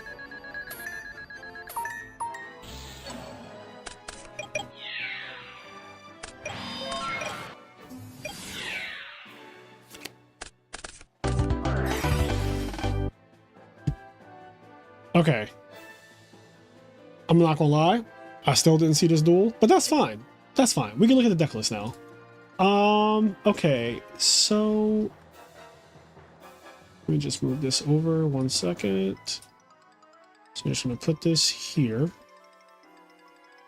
So this is Johnson Ball's second place deck, which is, looks like this is the DEI Dragon deck, card for card. I think this is literally card for card DEI Dragons. And then this is Wagamuffin's winning Blackwing deck, which is very different from a normal Blackwing deck. First of all, 2 Smasher Grounds and an Omen to cross out in the main deck. The side deck has like Delta Crow Anti-Reverse, Rivalry of the Warlords. It's actually 15 different cards. I love that, by the way. Power filters in there. King Tiger Wing Hu. My man was just throwing darts at a wall. Like, Wagamuffin just said, fuck it, I'm gonna win this $20 by throwing darts at the wall, and it worked. Like, it just fully worked. I can't even be mad. All right, I'm going to read some of the chat now too. So yeah, these are the top 2 deck lists from tonight. Wagamuffin won first place, so he gets $20 cash sent directly into his bloodstream. PayPal, Cash App, all that good stuff. Okay, so I'm just scrolling up. That's a really weird GB build from the GB1 trick. Yeah, I wasn't expecting Johnson Balls to be playing Dragons either. I was a good advocate for Gigabytes until the innovation just stopped cold. The lines may be tough, but the deck plays like 30 cards that do nothing if Lone Fire isn't live. We need another Chai T video. Matt work, we love Chai. It's become a job sometimes, and you start hating your hobbies. It takes a long time for most people, and the amount of work is insane. Took me forever to get thumbnails just decent. Yeah, that's very true. People don't even talk about the thumbnail part. When I first started doing YouTube, my thumbnails were literally Shura on the left, like fucking Laquari on the right, and then it would be like Black Wings versus GBs. in big text, and that was my thumbnail, and I thought I was doing something. I thought you couldn't tell me I wasn't hot shit. And like obviously over the last 3 years of doing content, and for the first year of starting this YouTube channel, I wasn't even doing Yu-Gi-Oh videos at all. It was just like the podcast. And then eventually me and Stengo one day decided to just like record a video on Dueling Book, you know, typical Dueling Book videos nonsense. And me and Stengo just have amazing chemistry. Like I think we're very, very entertaining. This is not Kenny and Stengo are two different people, by the way. But me and Stengo, if you remember the original Master and Disaster, or Master and the Pupil as it was called back then, we just have amazing chemistry. He's very funny. He also makes fun of me because I get very angry. And Stengo finds my anger to be hilarious, which is, I think, a good combination. So you have like the super serious one, and then you have the super silly one, which is also kind of the relationship between me and Kenny too. But I'm way more silly when I'm with Kenny than I am with Stengo. But back then, like I didn't know what I was doing with thumbnails. I didn't know what I was doing with like the videos themselves and like trying to entertain people. I was way more focused on just like the duel, right? And now I'm way more focused on like, okay, sure, like the duel is important, but I also want this to be like either a learning experience or funny. Hopefully both. Hopefully both. And then you just get better over time. You know, you start to learn more about YouTube and what it wants from you, what your audience wants from you. And I think the most important thing is just like, you just need to be consistent. Most people who have a YugiTube are just not consistent. And that's like the thing that makes their channels not really grow. Like your channel just won't grow if you don't put out content, period. Like it's not a crazy concept. It's like, you won't lose weight if you keep overeating, right? Like to lose weight, you just need to like eat less calories. That is the formula. To do good on YouTube, you need to consistently put out content. And then I'd also say that at some point you want to try to make the content good. But I think being consistent is more important than that. As weird as that is to say, I think being consistent is more important.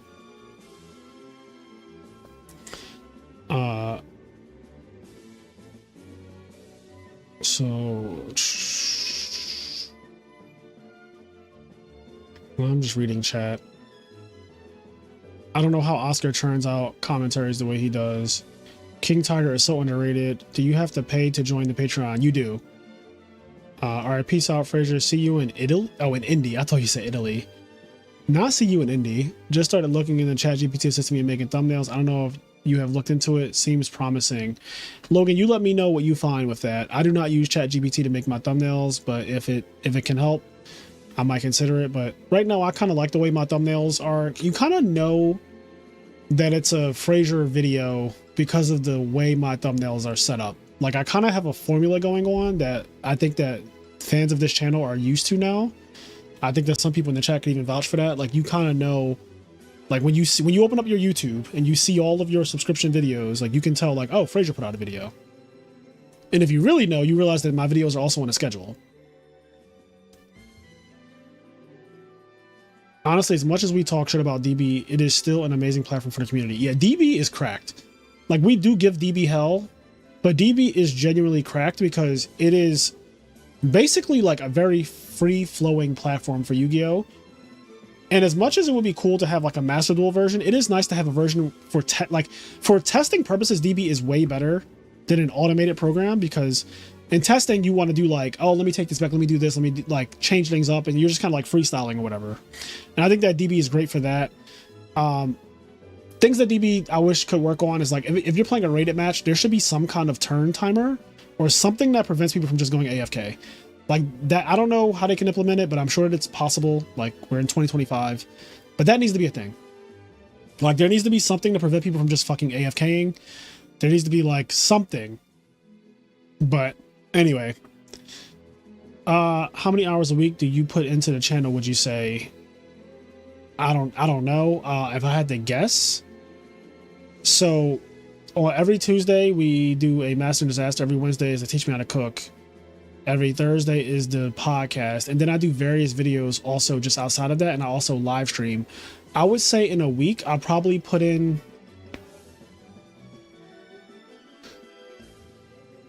probably like 30 hours into YouTube. If you consider recording the videos, editing the videos and editing the video. So if the video is an hour and 30 minutes, that's going to take hours to edit. It took an hour and 30 minutes to record it, but then it's going to take a minimum of an hour and a half to edit it, like at minimum, because I'm literally going through the entire video. Live streaming like this, like these can be very long. This is a single elimination tournament, so this live stream is only like 2 hours. But if you think about, like, most of my tournaments they're like 5 hours long of streaming, and I try to do those every week. And then if I stream something like an EWCQ, which takes up the entire weekend, those streams are like, I don't know, 10 plus hours long. It's Saturday, and then Sunday is like another 6 hours or whatever.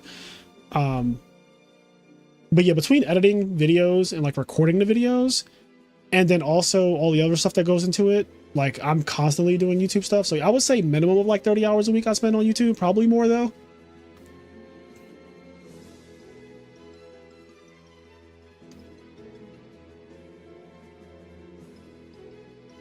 Let's see. You can train GPT to do stuff the same way you do.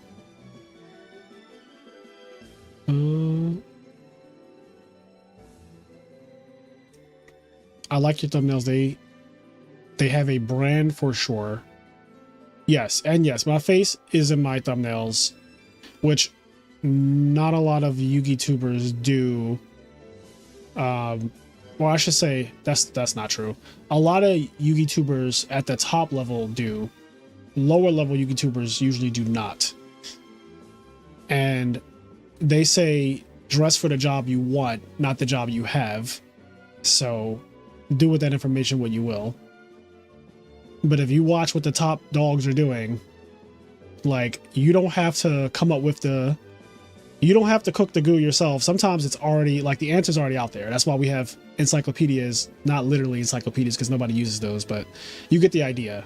Like, you don't have to create the, what do they say? You don't have to create it yourself. Like, some of the stuff is already, some of the work is already done for you. Like, the winning formulas are already done. Not to say that new winning formulas cannot be thought up, but there are winning formulas out there already that exist. You do not have to reinvent the wheel, is what I was thinking. Reinvent the wheel. You do not have to reinvent the wheel. Nothing wrong with reinventing the wheel. Nothing wrong with inventing the wheel, but you also just don't have to.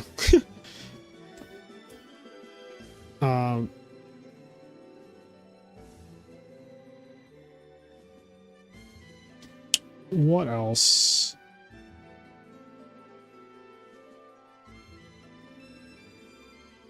It's sad how much Hero Beat has fallen off. I think Hero Frog is the best. I want to make Hero Beat viable, but I find it difficult the more stun way. The only way I see it is Diva Hero Beat now. Yeah, Hero Beat is just in a weird place because Frog decks have gotten better over the last couple years. So when Hero Beat like became popular, coincidentally, as soon as Hero Beat became good, Frogs became even better, and Frogs is a nightmare matchup for Hero Beat. So it's just like you can't win. Like, you can't, like, Hero Beat just never really had a good chance. Like, it had chances, don't get me wrong. It definitely had chances, but I think those chances closed, like, the door closed so quick on the window that they had. Their window was when Black Wings was the best deck. That was the window for Hero Beat to like do well and win events. It did not happen. And then Hero Frogs comes on the scene super hard, and it's like, well, this matchup is fucking awful. And then Amaryllis comes on the scene as well, and that is another matchup that Hero Beat does not want to smoke with at all. So you get like Amaryllis comes out, Hero Beat is, Hero Frogs is insane. And then you end up like a year later, here comes Dream Frogs, which is like even more of a nightmare matchup because that deck is dupe blocking you multiple times. And then you end up with like Forgs, which is just like Dream Frogs and Forgs are very similar in the way they can play, like the duping over and over again. Like they can both just do that. And Hero Beat can't deal with that. So Hero Beat is just kind of lost in the sauce in this format at this current time. Not to say that it can't do well at an event because every deck can do well, but like it's an uphill battle.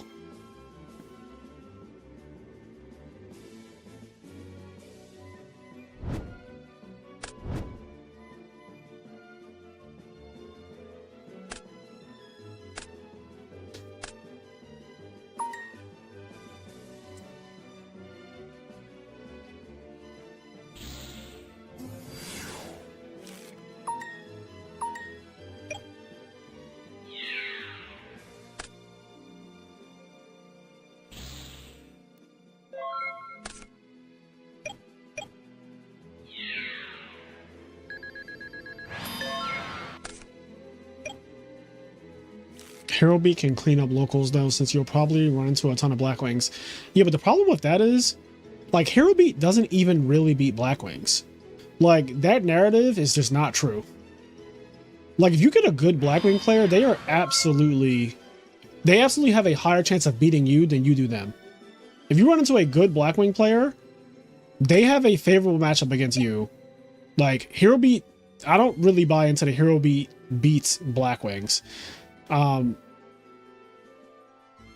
But there was a time before Blackwings were playing draw traps, which was in 2022, early 2023. Like, they were not playing draw traps. Draw traps weren't a thing yet.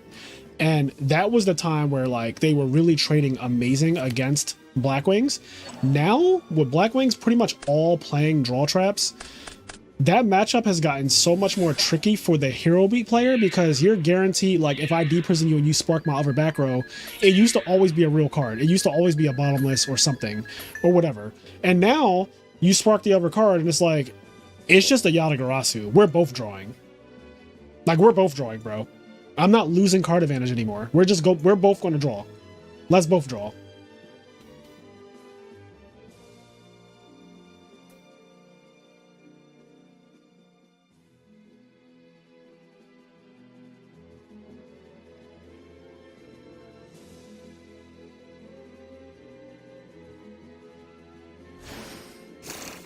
And then Blackwings, here's the other thing. Blackwings has blowout cards, like real blowout cards. Dark Arm, Double Whirlwind, like those cards are fucking obnoxious.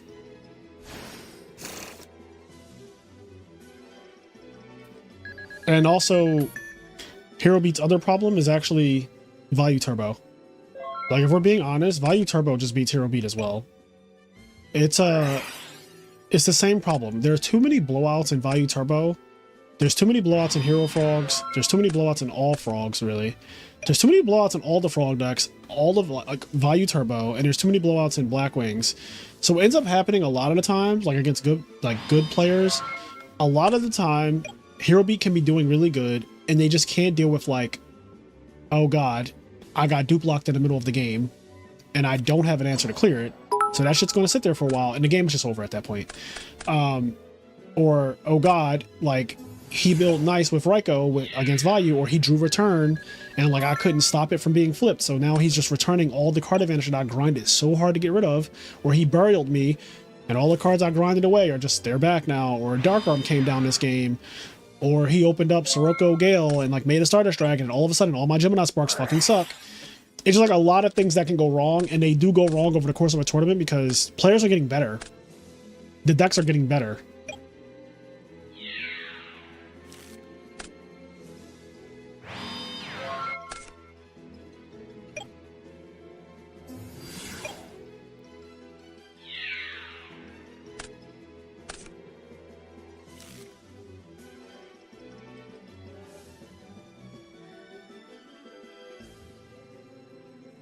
I'm not convinced normal summoning in 1900 vanilla is the best way to play Heroes in Edison. I agree.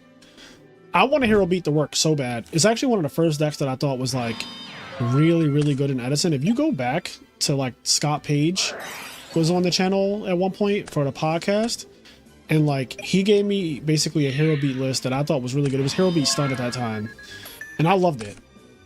But like the ceiling is so low. And it shows when you play against decks that have high ceilings. Like you play against Amaryllis, and they're fucking going trade in, discard Amaryllis, draw 2, summon Lone Fire Blossom, or set Raikou, both work. But summon Lone Fire Blossom, get Titanium, in phase resurrect, bring Amaryllis out, and you're like, that game is cooked. Like that game is so bad for you. And then Miracle Fertilizer became a thing, and it just got worse.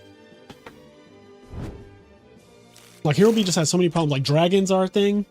Like, Hero Beat can't deal with drag. Like, fucking Red Med is also problematic. Also, Prime Material is randomly problematic too, right? Like, cards that cut off Gemini Spark are just really obnoxious.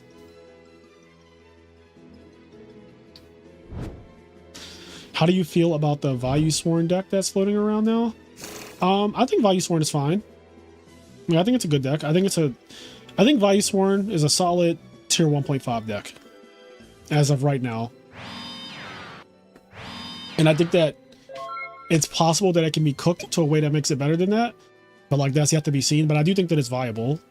You're playing two engines that are proven to be broken. The same way Hero Frogs is two engines that are proven to be broken. Like the Hero engine and the fucking Frog engine are just two outrageous engines.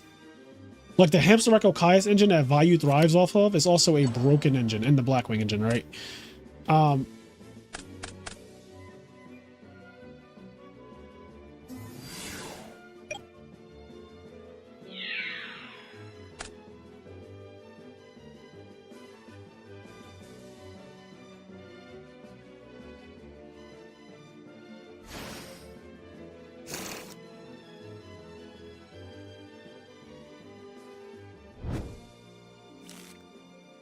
Damn, he's getting...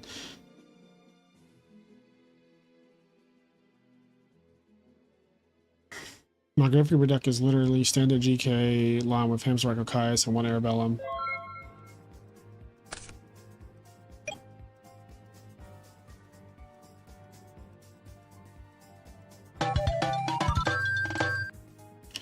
Young Money Drewski. What is this deck? Ryko GBs. Huh. Oh, does this summon Sam Knight, chat? This gets Sam Knight, doesn't it? That's cute.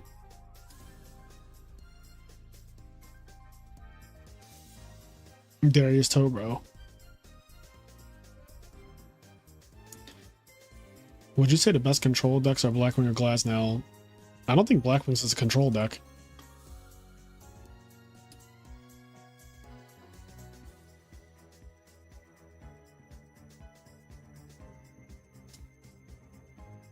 You think Blackwings is a control deck?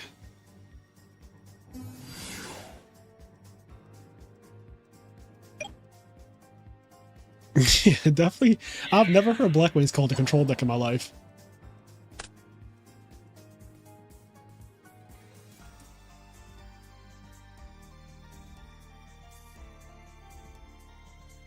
It's definitely not trap heavy. Or I'm sorry, not that it's not trap heavy. It is trap heavy. It's definitely not control. I don't think that traps, like, make it a control deck, by the way. Like, when you think about control decks, you definitely think about frogs, right? Like, you think about here, like, I think Hero Frogs is a very controlled playstyle of deck. Yeah, it's not, because it's not quite what we consider combo. Like, Hero Frogs is a control deck. You're like trying to gain advantage over your opponent, and that's basically your win condition. Blackwing's win condition is literally fucking damage. Blackwings is the essence of an aggro deck. Their win condition is literally damage.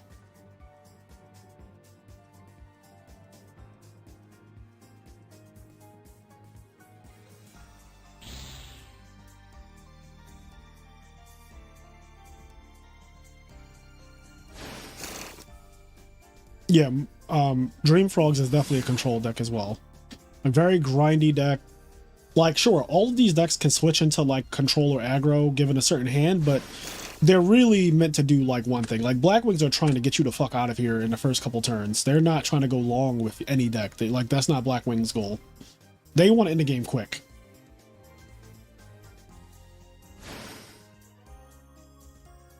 Because other decks typically have a better late game than Blackwings do. So, like, they don't want other decks to see their late game. Like, they don't want Miracle Fusions to start happening and shit like that, which take time to set up. They'd rather get you out of the game before Miracle Fusion is even live.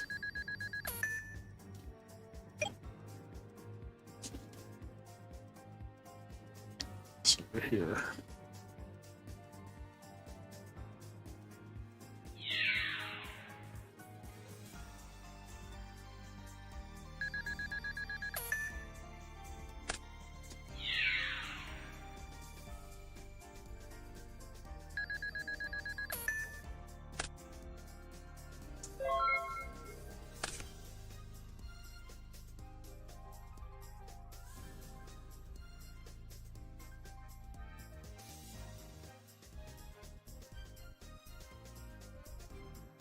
Wonder what terminology the different combo decks classify as.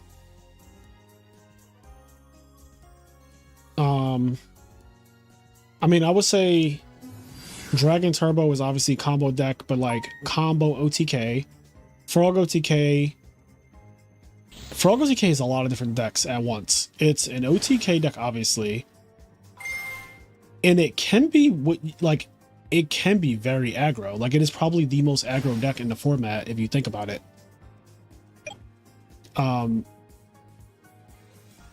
But it also plays this control game plan when it doesn't kill you. So it's like, it is literally a combination of things, hence why it's a combo deck. So I do think that like it's doing multiple things at once. And Gigavice is a combo deck. Gigavice isn't really like an OTK deck. It's a combo deck, but it's not OTK. It's just like, I'm setting up an unbreakable board, or a virtually unbreakable board for what Edison's card pool has to offer.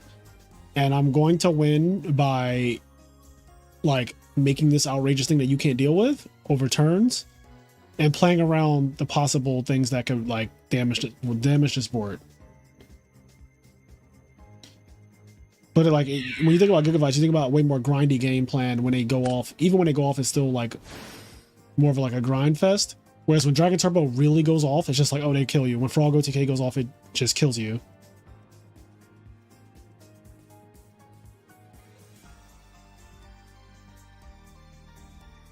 But I think, like, putting decks in a box is not doing them justice, because, like, it's kind of mentioned already, but decks can do multiple things at once. So yes, a deck can be a control deck, but it can also play aggro. Like I think I think Hero Frogs is a control deck, but then there are games in Hero Frogs where I literally go summon Stratos, get Ocean, special summon, swap Frog by discarding Ocean, activate Miracle Fusion. And all of a sudden, like this literally happened at Nationals. The first Nationals, the first ever Ultimate Time Wizard, round 1, I played against the Lightsworn guy. He went first. He went summon Lila, pass, mill 3. And I went summon Stratos, search Ocean, special summon swap Frog, discard Ocean, activate swap Frog effect, send a card to the graveyard, activate Miracle Fusion, absolute 0 attack Lila. And he lost on the next turn. Like he took a shit ton of damage that turn, and then on the next turn he died. And there was nothing control-y or slow about that shit. It was just like he died both games. I 2-0'd them. Both games were extremely fast. Like he just got blitzed. But I could also have gone Soul Exchange, Substitute, because my deck play, I play one Soul Exchange and shit like that. I could also do that route, and then I just slow down the game, or try to anyway, because Lightsworn is so volatile. But like, I could go into this very grindy game where it's like, I'm monarching you, and I'm about to get Swap Frog, and I'm like bringing back Treeborn for pluses and all that stuff. Or I could just do what I said and go Stratos, Swap Frog, Miracle Fusion, which is literally a 3-card combo.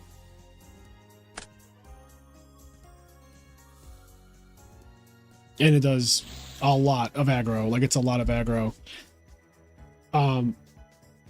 Like, Vayu is a great example, I think, of this too. Vayu can play like this very controlling game plan of like just popping your back rows and a Chiasing and Chaos Sorcerer and stuff like that, and bottomless and deep prison when you try to attack back. But then out of nowhere, it draws hands where it's like, I can actually do 8,000. Or I could do 4,000, like even 4,000, which is like a very basic thing. Like I would consider it more of an aggro deck, obviously, but it can switch into a controlled playstyle, and some games require that. And like the good value players know how to like be conservative and just like wait until they get the opportunity.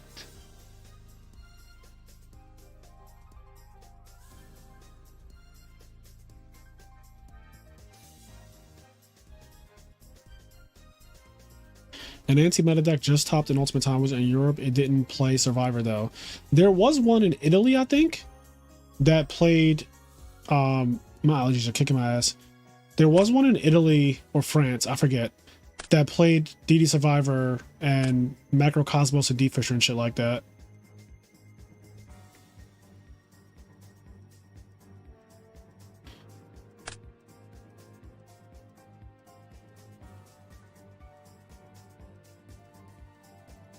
What do you think about the Dandy Dragon deck that Kenny and you played recently? I'm assuming you watched the video, Fabian. Let me take my allergy medicine. Yeah, my allergies are like kicking my ass right now. Like my left eye is like Very, very, very agitated.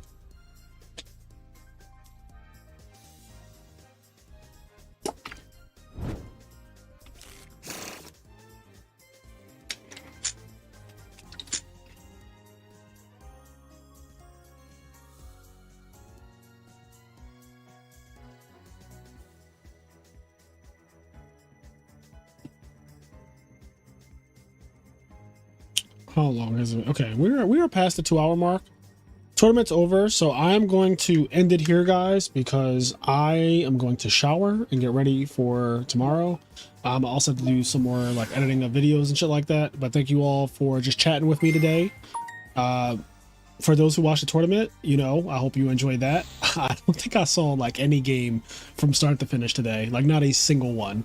But honestly, those tend to be the best streams. I think you guys prefer talking rather than like Yu-Gi-Oh was kind of like a background thing, right? Like it's kind of just like it's just background noise. But I like spending time with you guys and all that stuff. So thank you all, and also for the people who have been coercing me into going to nationals, screw all of you. But I love you guys at the same time. With that being said, I'm gonna get out of here, guys. Have a good night.